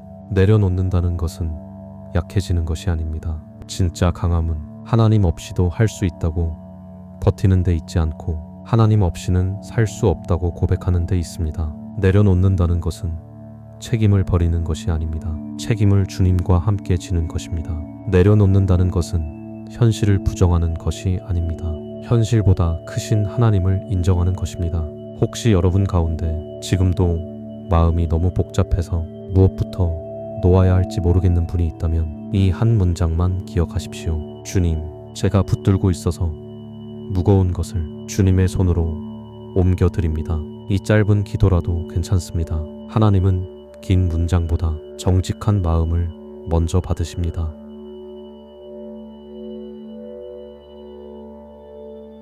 아침에 눈을 뜨자마자 말이 잘 나오지 않아도 괜찮습니다. 한숨부터 나와도 괜찮습니다. 눈물이 먼저 흘러도 괜찮습니다. 그 자리에서 주님께 솔직히 말씀드리십시오. 주님, 무겁습니다. 주님, 두렵습니다. 주님, 지쳤습니다. 주님, 놓게 해주십시오. 이렇게 시작하는 새해는 분명히 달라집니다. 문제가 없어서가 아니라 문제 앞에서 혼자가 아니기 때문입니다. 사랑하는 성도 여러분, 새해 첫 아침 우리가 내려놓아야 할 짐들을 함께 나누었습니다. 어제의 후회, 사람의 시선, 내 힘으로 해내려는 조급함, 열리지 않은 문에 대한 두려움, 용서하지 못한 마음, 염려 때문에 움켜쥔 손, 그리고 혼자 버텨보려는 마음입니다. 이 짐들을 다 들고 올해를 시작하면 발걸음이 무거울 수밖에 없습니다. 그러나 이 짐들을 주님께 맡기고 시작하면 같은 길도 다르게 걸을 수 있습니다. 문제가 사라져서가 아닙니다. 문제보다 크신 주님이 함께 하시기 때문입니다. 짐이 완전히 없어져서가 아닙니다. 짐을 함께 지시는 주님이 계시기 때문입니다. 그러니 내일 아침 눈을 뜨자마자 가장 먼저 계획표를 보지 마십시오. 뉴스를 보지 마십시오. 사람들의 소식을 먼저 들으려 하지 마십시오. 잠시 눈을 감고 주님께 말씀드리십시오. 주님, 제가 들고 갈 짐과 놓고 갈 짐을 분별하게 해주십시오. 제 손에 가득 쥔 두려움을 주님께 드립니다. 제 마음속 오래된 후회를 주님께 드립니다. 제 안의 분노와 비교와 조급함을 주님께 드립니다. 그리고 주님이 주시는 평안과 순종과 믿음을 받게 해주십시오. 이 기도를 드리는 사람은 올해를 가볍게 살게 될 것입니다. 쉽게 산다는 말이 아닙니다. 은혜 안에서 살게 된다는 말입니다. 주님이 메워주시는 힘으로 살게 된다는 말입니다. 2026년의 첫 문은 무거운 손이 아니라 맡기는 손으로 열어야 합니다. 여러분의 손에서 내려놓은 짐마다 주님의 위로가 대신 놓이기를 바랍니다. 여러분의 가슴에서 빠져나간 무게마다 하늘의 평안이 대신 채워지기를 바랍니다. 이 한 해가 버티는 한 해가 아니라 주님께 맡기며 걷는 한 해가 되기를 간절히 기도합니다. 예수 그리스도의 평강이 이 새해 첫 아침부터 여러분의 걸음 위에 조용히 머물기를 축복합니다. 아멘. 또 내려놓아야 할 짐은 모든 것을 내가 붙들어야 한다는 통제의 마음입니다. 특히 가족을 사랑하는 사람일수록 이 짐을 많이 집니다. 내가 더 챙겨야 할 것 같고, 내가 더 말해야 할 것 같고, 내가 놓치면 다 무너질 것 같습니다. 그래서 계속 마음을 조입니다. 배우자의 표정도 살피고, 자녀의 말투도 살피고, 부모님의 건강도 살피고, 작은 변화 하나에도 금방 불안해집니다. 물론 책임감은 귀한 것입니다. 그러나 책임감이 통제가 되면 마음은 금세 무너집니다. 왜냐하면 우리는 결국 다른 사람의 마음까지는 바꿀 수 없기 때문입니다. 우리는 돌볼 수는 있어도 구원할 수는 없습니다. 권면할 수는 있어도 대신 선택해 줄 수는 없습니다. 지켜주고 싶어도 모든 위험을 막아낼 수는 없습니다. 시편 127편은 말합니다. 여호와께서 집을 세우지 아니하시면 세우는 자의 수고가 헛되며 여호와께서 성을 지키지 아니하시면 파수꾼의 깨어 있음이 헛되도다. 이 말씀은 수고하지 말라는 뜻이 아닙니다. 수고의 자리를 하나님의 자리에 올려놓지 말라는 뜻입니다. 우리는 파수꾼일 뿐 주인이 아닙니다. 우리는 씨를 뿌릴 수는 있지만 생명을 자라게 하시는 분은 하나님이십니다. 새해 첫 아침 이렇게 기도해야 합니다. 주님, 제가 가족의 주인인 것처럼 살았던 마음을 내려놓습니다. 제가 사랑하는 사람들을 바꾸어 보겠다고 제 영혼까지 다 소모했던 조급함을 내려놓습니다. 저는 돌보는 사람일 뿐 붙드시는 분은 주님이심을 믿습니다. 제가 할 몫은 성실히 감당하되 결과의 자리는 주님께 돌려드리게 해주십시오. 의정부에 사는 최유진 집사님은 아들이 고등학교에 들어간 뒤부터 거의 매일 긴장 속에 살았다고 했습니다. 성적, 친구 관계, 생활 습관, 말투 하나까지 다 신경이 쓰였습니다. 좋은 엄마가 되고 싶어서 더 애썼지만 어느 순간부터는 사랑보다 통제가 더 많아졌다고 했습니다. 아들도 지쳤고 본인도 지쳤습니다. 새해 첫날 아침 최유진 집사님은 예배를 드리다가 사무엘의 어머니 한나를 떠올렸다고 합니다. 한나는 아들을 품에만 붙들어 두지 않고 하나님께 돌려드렸습니다. 그 장면을 묵상하며 그분은 이렇게 기도했습니다. 주님, 이 아이는 제 것이 아니라 주님의 것입니다. 제가 할 수 없는 영역에서까지 제가 하나님 노릇하려 했던 마음을 용서해 주십시오. 그날 이후 그분은 아이를 방치한 것이 아니라 하나님께 맡긴 채 더 평안하게 사랑하기 시작했습니다. 잔소리는 조금 줄고 기도는 조금 늘었습니다. 통제를 내려놓자 관계에 숨이 트이기 시작했습니다.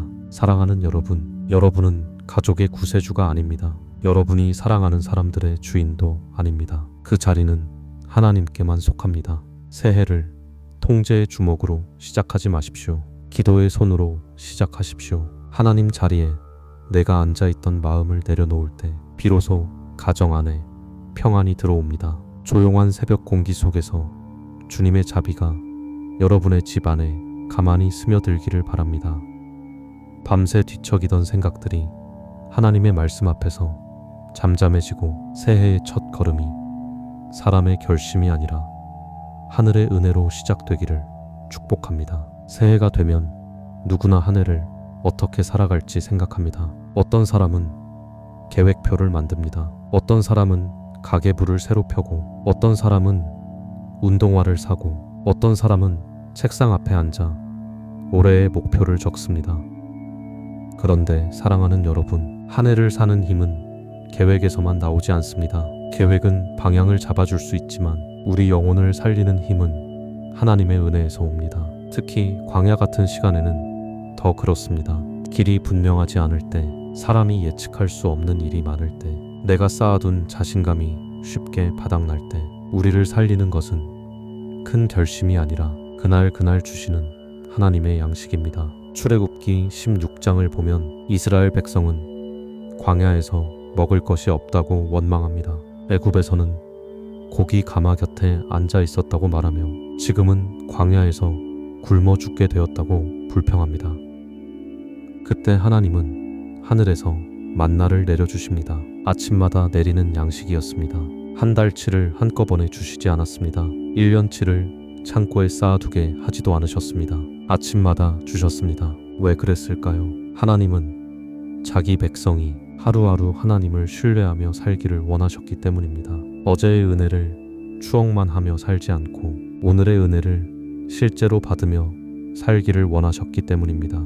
새해를 시작하는 우리에게도 이 말씀은 아주 중요합니다. 우리는 한 해 전체를 한 번에 살아낼 수 없습니다. 1월의 힘으로 12월까지 버틸 수 없습니다. 오늘 받은 은혜로 오늘을 살고 내일은 내일 주시는 은혜로 내일을 살아야 합니다. 그래서 오늘 나누고 싶은 말씀은 이것입니다. 새해를 살리는 사람은 자기 저장고를 먼저 살피는 사람이 아니라 아침의 만나를 기다리는 사람이라는 것입니다. 사랑하는 성도 여러분, 2026년을 살아갈 힘은 여러분의 의지보다 먼저 하나님의 공급에 달려 있습니다. 무엇을 붙들어야 할까요? 먼저 광야에서도 하나님은 아침을 준비하신다는 사실을 믿어야 합니다. 이스라엘은 광야에 있었지만 하나님은 그들을 버리지 않으셨습니다. 광야는 길이 없고 그늘이 적고 먹을 것이 부족한 자리입니다. 그래서 사람은 쉽게 생각합니다. 여기서는 안 된다. 여기서는 못 산다.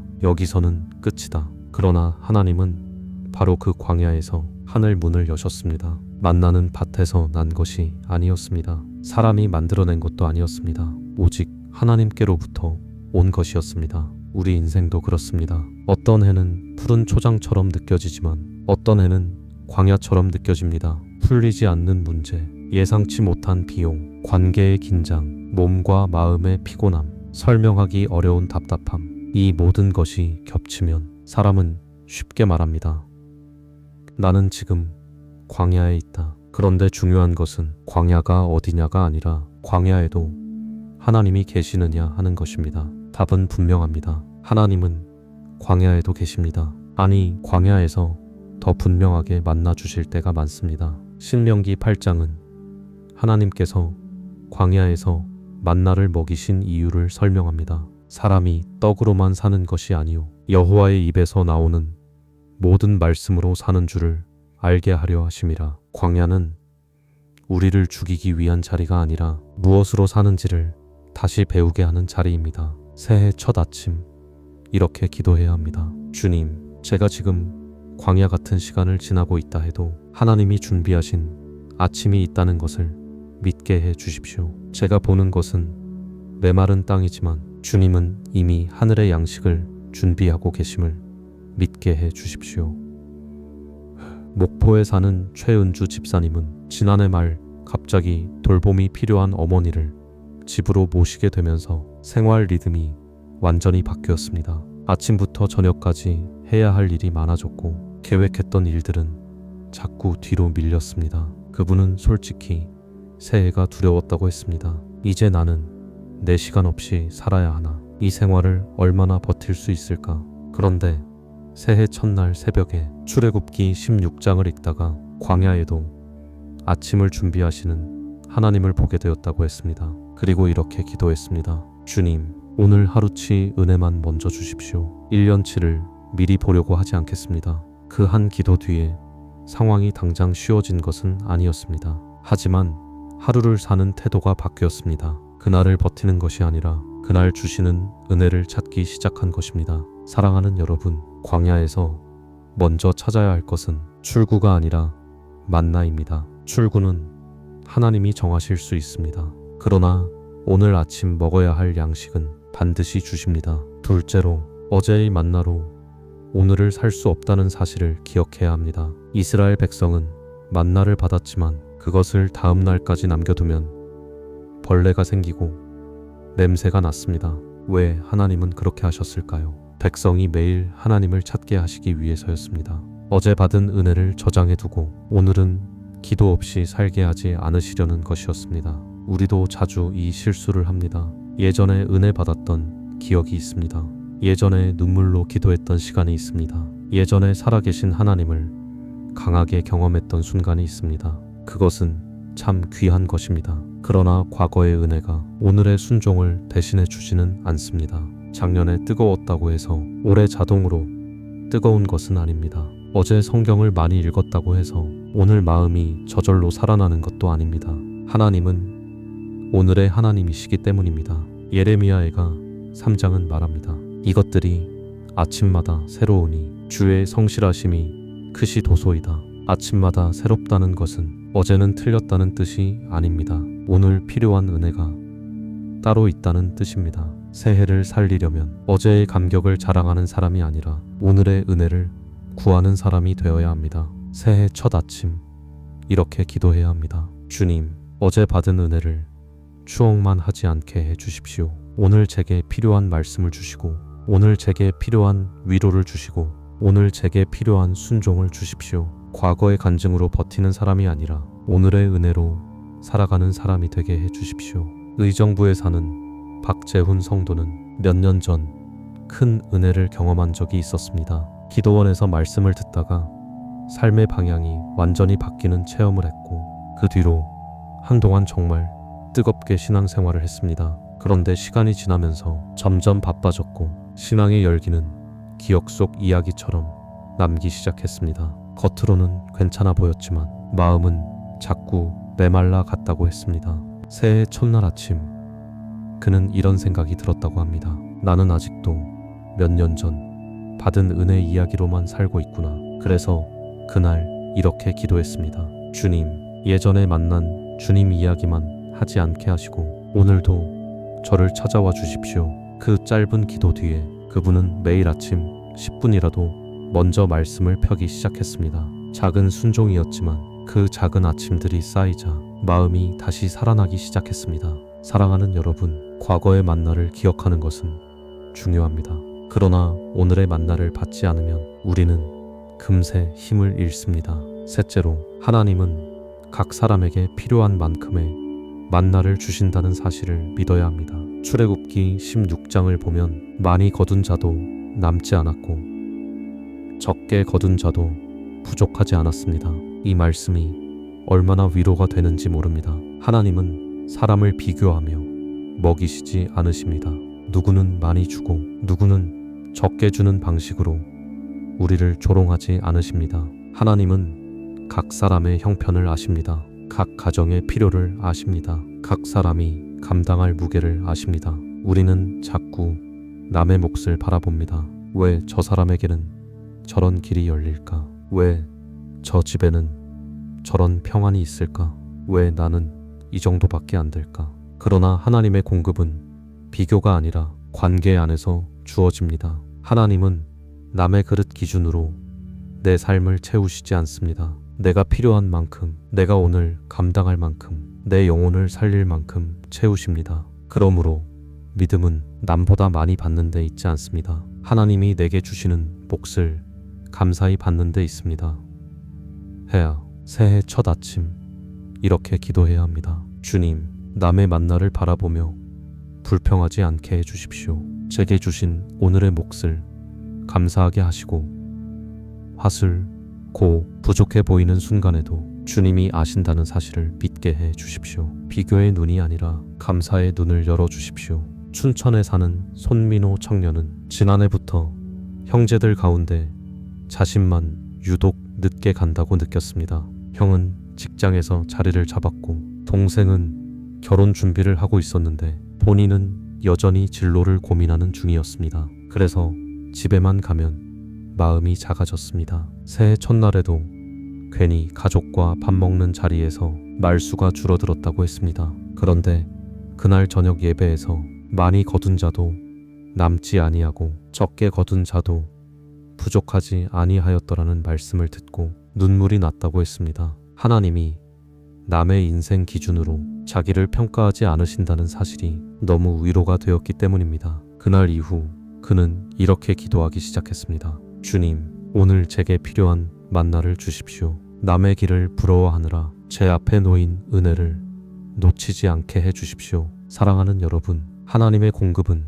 늘 정확합니다. 늦은 것 같아도 정확하고 작은 것 같아도 정확합니다. 넷째로, 불안 때문에 만나를 쌓아두려는 마음을 내려놓아야 합니다. 이스라엘 백성 중에는 혹시 내일 안 내리면 어떡하나 하는 마음으로 더 모아두려는 사람들이 있었습니다. 그러나 그 만나에는 벌레가 생겼습니다. 하나님은 백성에게 게으르지 말라고만 가르치신 것이 아닙니다. 불안 때문에 저장하려는 마음도 다루셨습니다. 우리는 만나 이야기를 읽으며 저런 사람이 왜 저랬을까 싶지만 사실 우리도 자주 그와 비슷합니다. 돈을 모으는 것 자체가 문제는 아닙니다. 준비하는 것도 지혜입니다. 문제는 무엇이냐 하면 내 평안의 근거가 하나님이 아니라 내가 쌓아둔 것에만 걸려 있을 때입니다. 그때 사람은 더 많이 가져도 불안합니다. 왜냐하면 불안은 양이 아니라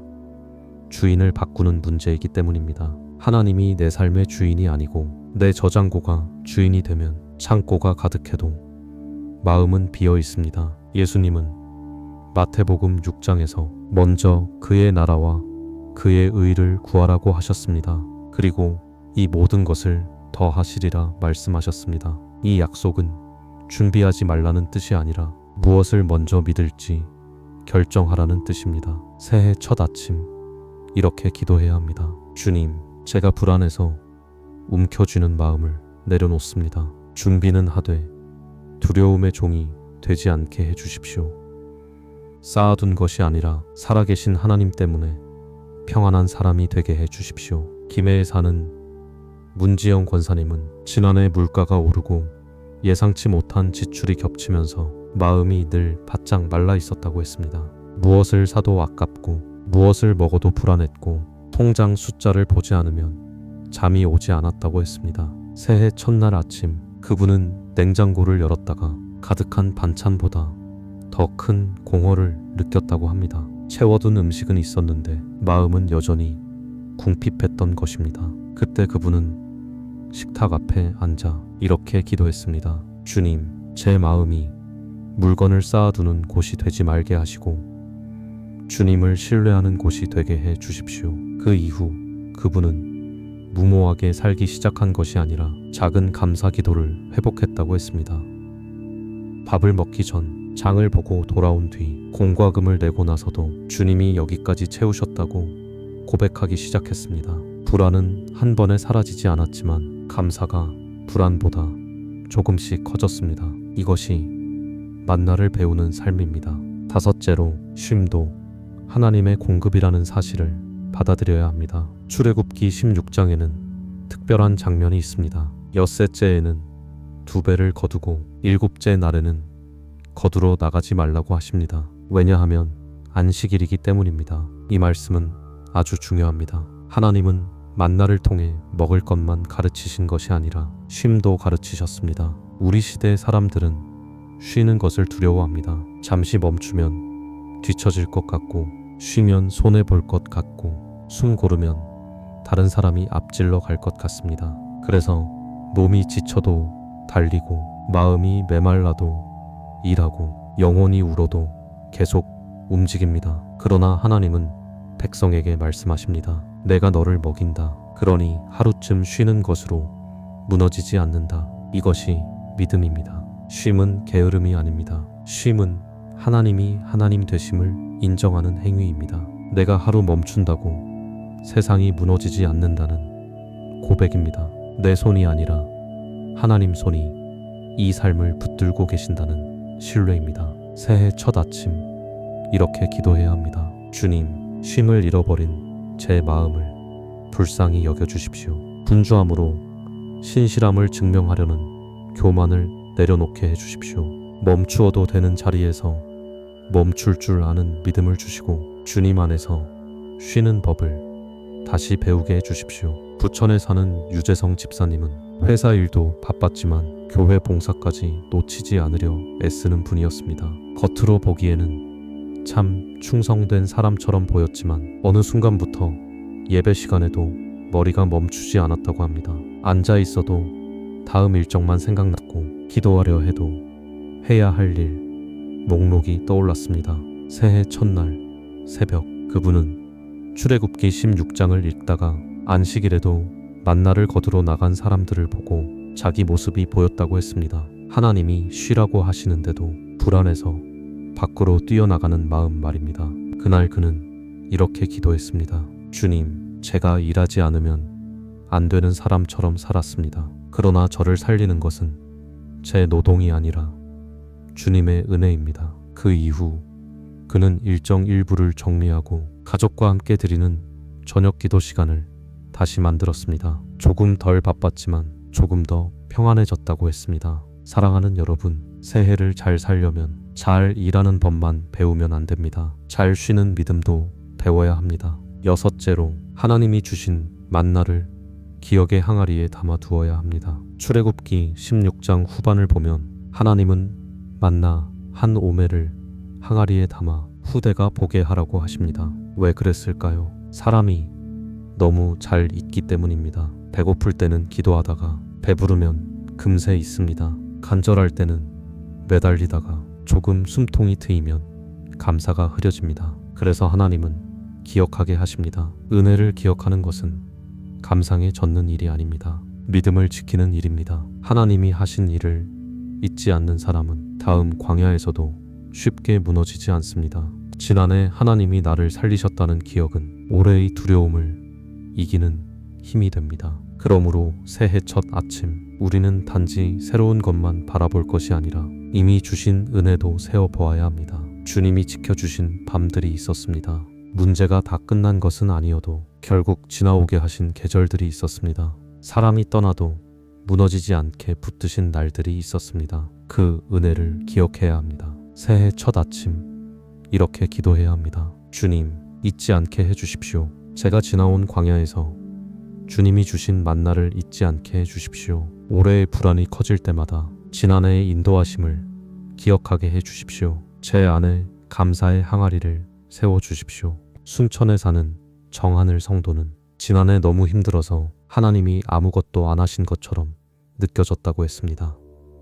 그런데 연말의 일기를 다시 읽다가 생각보다 많은 기도 응답이 있었다는 사실을 발견했습니다. 큰 기적은 아니었지만 작은 지켜주심이 수도 없이 있었던 것입니다. 밤길 운전을 무사히 마친 일, 아이의 열이 심해지지 않고 내린 일, 막막하던 서류가 의외로 빨리 처리된 일, 힘든 날, 친구의 전화가 걸려온 일, 그 모든 것이 만나였다는 것을 뒤늦게 보게 되었다고 했습니다. 그래서 새해 첫날 그는 작은 공책을 하나 꺼내 표지에 이렇게 적었습니다. 2026년 만나 항아리. 그리고 하루에 한 줄이라도 하나님이 공급하신 것을 기록하기 시작했습니다. 사랑하는 여러분, 감사는 기억에서 시작됩니다. 기억이 흐려지면 원망이 자라고, 기억이 살아있으면 믿음이 자랍니다. 일곱째로 만나는 걸음을 멈추게 하지 않고 약속의 땅을 향해 걷게 하는 양식이라는 사실을 기억해야 합니다. 하나님은 만나를 주셨지만 백성을 광야에 영원히 머물게 하시지 않았습니다. 만나는 목적지가 아니라 여정을 위한 양식이었습니다. 우리도 이것을 잘 알아야 합니다. 하나님이 오늘 주시는 은혜는 오늘만 견디라고 주시는 것이 아닙니다. 내일도 한 걸음 더 걷게 하시려고 주시는 것입니다. 말씀을 주시는 이유도, 위로를 주시는 이유도, 평안을 주시는 이유도 다시 순종하게 하시려는 것입니다. 은혜는 우리를 눕혀두는 것이 아니라 일으켜 세웁니다. 만나를 받은 사람은 주저앉아 불평만 하지 않고 다시 구름 기둥을 따라 움직일 수 있었습니다. 새해도 마찬가지입니다. 하나님이 여러분에게 주시는 아침의 은혜는 멈춰 있으라고 주시는 것이 아닙니다. 낙심 속에서 일어나라고, 포기 직전에서 다시 걷게 하시려고, 다친 마음을 열고 순종하게 하시려고 주시는 것입니다. 새해 첫 아침 이렇게 기도해야 합니다. 주님, 오늘 주시는 은혜를 받아 오늘 걸어야 할 걸음을 걷게 해 주십시오. 제 앞에 있는 작은 순종을 미루지 않게 하시고 아무리 광야 같아도 주님의 구름 기둥을 따라 움직이게 해 주십시오. 포항에 사는 서준혁 성도는 지난해 한동안 아무것도 결정하지 못한 채 머물러 있었다고 했습니다. 직장을 옮길지, 공부를 더 할지, 지금 자리에서 버틸지 계속 망설였다고 합니다. 문제는 신중함이 아니라 두려움 때문에 멈춰 있었다는 데 있었습니다. 새해 첫날 그는 만나 말씀을 묵상하며 이런 깨달음을 얻었다고 했습니다. 하나님은 내게 1년치 지도를 다 보여주시지 않을 수 있다. 그러나 오늘 걸을 한 걸음의 힘은 주신다. 그날 이후 서준혁 성도는 모든 답을 한 번에 얻으려 하지 않고 그 주에 해야 할 작은 순종부터 시작했습니다. 만나를 먹은 사람처럼 그날의 걸음을 걷기 시작한 것입니다. 그리고 몇 달 뒤 돌아보니 하나님이 조금씩 길을 열어 오셨음을 보게 되었다고 했습니다. 여덟째로 만나는 아침 일찍 나가 거두어야 한다는 사실을 기억해야 합니다. 출애굽기 16장을 보면 해가 뜨겁게 쬐면 만나가 쓰러졌습니다. 이 장면이 얼마나 상징적인지 모릅니다. 하나님은 백성에게 아무 때나 대충 나와도 된다고 하지 않으셨습니다. 아침에 나와 거두게 하셨습니다. 왜 그랬을까요? 하루의 질서는 아침에 무엇을 먼저 받느냐에 따라 달라지기 때문입니다. 우리도 그렇습니다. 아침이 어떻게 열리느냐가 중요합니다. 눈 뜨자마자 뉴스부터 보고 휴대폰부터 들여다보고 일정표와 메시지와 세상 소리를 먼저 받기 시작하면 마음은 금방 분주해집니다.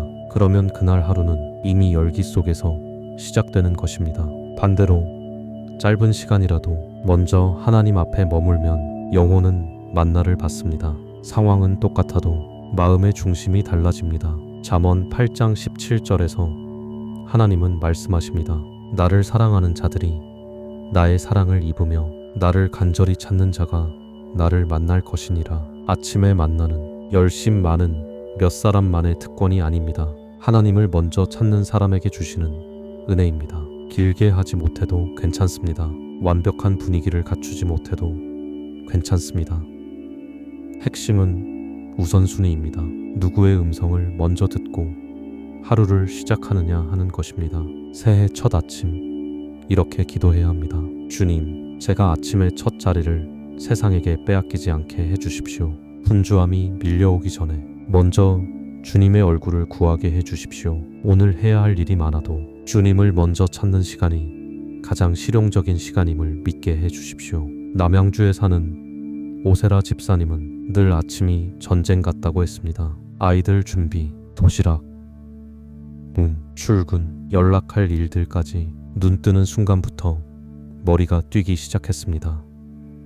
그러다 보니 말씀은 늘 밤으로 밀렸고 밤이 되면 너무 지쳐 결국 그대로 잠들곤 했습니다. 새해 첫날 아침 그분은 만나가 해가 뜨거워지면 쓰러졌다는 구절을 붙들고 이렇게 마음 먹었다고 합니다. 길게는 못해도 아침 첫 5분은 하나님께 드리자. 그래서 눈 뜨자마자 휴대폰 대신 성경 앱을 켜고 시편 한 편을 읽고 한 문장만 기도하기 시작했습니다. 놀랍게도 그 짧은 변화가 하루 전체를 바꾸기 시작했습니다. 아이들에게 짜증내는 횟수가 줄고 마음이 먼저 무너지지 않게 되었다고 했습니다. 사랑하는 여러분, 만나는 늦잠의 습관 속에서가 아니라 하나님을 먼저 찾는 아침 속에서 더 분명하게 보입니다. 아홉째로, 만나는 혼자만의 양식이 아니라 장막 안에 있는 사람들과 함께 나누는 양식이라는 사실을 기억해야 합니다.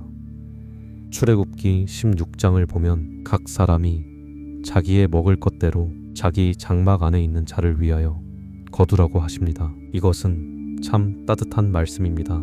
하나님의 공급은 언제나 공동체를 향해 흐릅니다. 하나님은 나 하나 배부르게 하시는 분이 아니라 내가 있는 자리에도 은혜가 흐르게 하시는 분입니다. 그러므로 새해의 만나는 나만 잘 먹고 버티는 힘이 되어서는 안 됩니다. 가정 안으로 흘러가야 하고 교회 안으로 흘러가야 하고 지친 사람에게도 흘러가야 합니다. 아침에 받은 말씀이 저녁에 가족을 향한 말투를 바꾸어야 합니다. 기도 중 받은 평안이 일터에서 만나는 사람들을 향한 태도로 드러나야 합니다. 은혜는 혼자 보관하는 물건이 아니라 흘러가며 더 선명해지는 생수입니다. 새해 첫 아침, 이렇게 기도해야 합니다. 주님, 저만 살기 위해 만나를 구하지 않게 해주십시오. 제가 받은 위로가 가족을 위로하는 말이 되게 하시고, 제가 받은 평안이 다른 사람을 정죄하지 않는 여유가 되게 하시고, 제가 받은 말씀이 누군가를 살리는 한마디가 되게 해주십시오. 천안에 사는 임수경 권사님은 한동안 아침에 말씀을 읽어도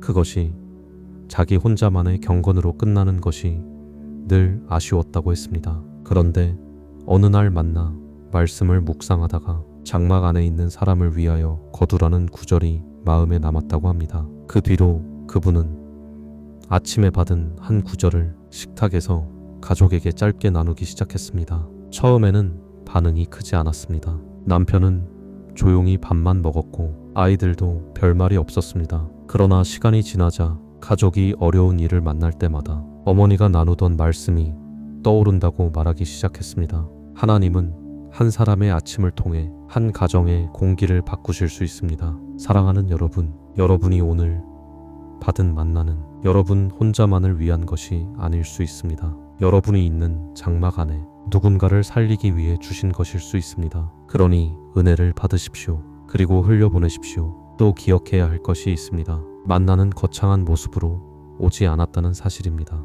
성경은 그것을 작고 둥글고 서리 같은 것이라 말합니다. 이스라엘 백성은 처음 보고 이것이 무엇이냐 하고 물었습니다. 너무 대단해 보여서 놀란 것이 아니라 익숙하지 않고 작아 보여서 오히려 낯설었던 것입니다. 하나님의 은혜는 때로 이렇게 옵니다. 우리는 큰 기적을 기대합니다. 문제가 한 번에 해결되고 모든 길이 단숨에 열리고 마음이 뜨겁게 타오르는 순간만 은혜라고 생각합니다. 그러나 하나님은 자주 작고 조용한 방식으로 우리를 먹이십니다. 한 사람의 위로, 짧은 말씀 한 구절, 예배 중 스쳐 지나간 한 문장, 겨우 버티게 하신 하루치 힘, 포기하지 않게 하신 작은 평안, 이런 것들이 바로 만나일 수 있습니다. 작다고 무시하면 안 됩니다. 눈에 띄지 않는다고 하찮게 여기면 안 됩니다. 큰 기적만 기다리다가 오늘 식탁 위에 놓인 작은 은혜를 놓칠 수 있기 때문입니다. 스가랴 4장 10절은 말씀합니다. 작은 일의 날이라고 멸시하는 자가 누구냐. 새해 첫 아침 이렇게 기도해야 합니다. 주님, 작은 은혜를 무시하지 않게 해주십시오. 거창한 체험만 은혜라고 생각하는 교만을 버리게 해주십시오.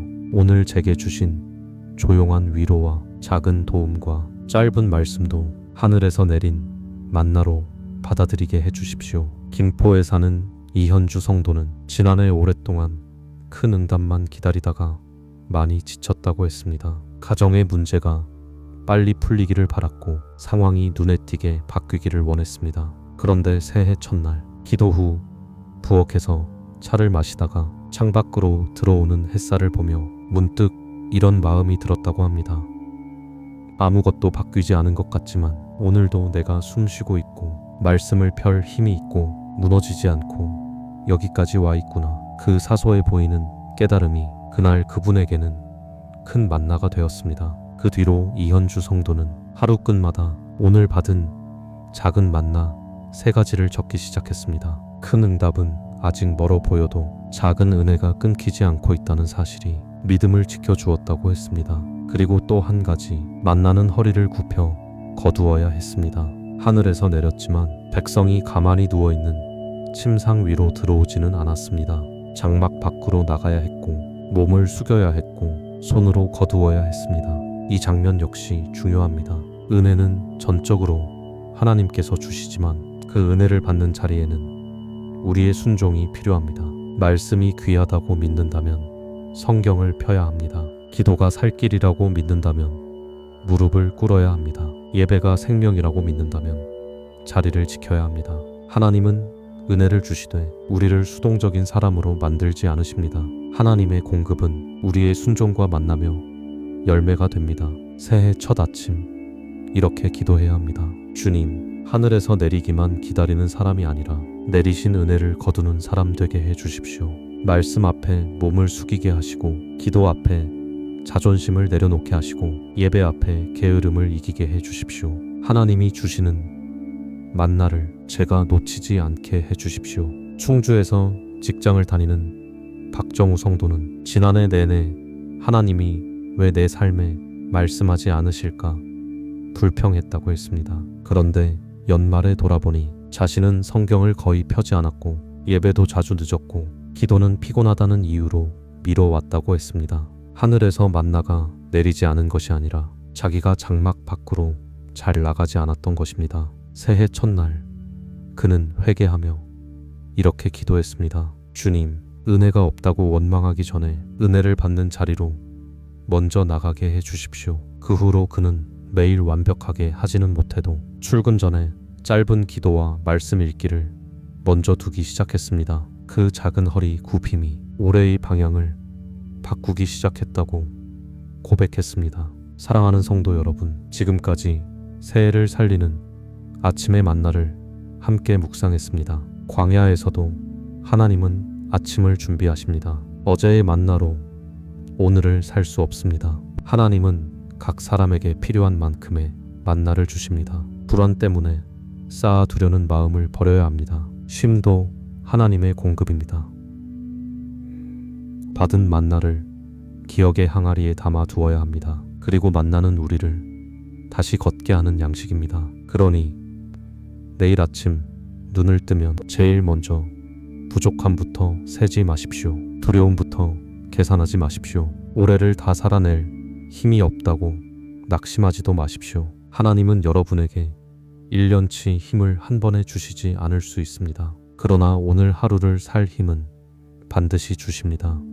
이 사실을 믿으십시오. 침대에서 일어나기 전에 이렇게 기도해 보십시오. 주님, 오늘 제게 필요한 만나를 주십시오. 어제의 은혜에 머물지 않게 하시고 오늘의 말씀을 주십시오. 불안 때문에 움켜쥐지 않게 하시고 신뢰로 받게 해 주십시오. 분주함에 끌려가지 않게 하시고 주님 안에서 쉬게 해 주십시오. 그리고 오늘 제게 맡기신 한 걸음을 끝까지 걸을 수 있는 힘을 주십시오. 이 기도를 드리며 맞는 새해의 아침은 분명히 달라질 것입니다. 여러분이 가진 문제가 하루아침에 사라지지 않을 수 있습니다. 광야의 날씨가 갑자기 바뀌지 않을 수도 있습니다. 그러나 하늘에서 내리는 만나를 받는 사람은 같은 광야에서도 다르게 삽니다. 원망보다 감사가 커지고 조급함보다 신뢰가 커지고 두려움보다 순종이 커집니다. 2026년을 여러분의 저장고로 버티려 하지 마십시오. 하늘 아버지의 식탁에서 공급받으며 걸으십시오. 매일 아침 여러분의 영혼 위에 말씀의 만나, 평안의 만나, 순종의 만나, 감사의 만나가 새롭게 내리기를 기도합니다. 이 한 해의 모든 아침이 하나님의 성실하심을 실제로 맛보는 시간이 되기를 우리 주 예수 그리스도의 이름으로 축복합니다. 아멘.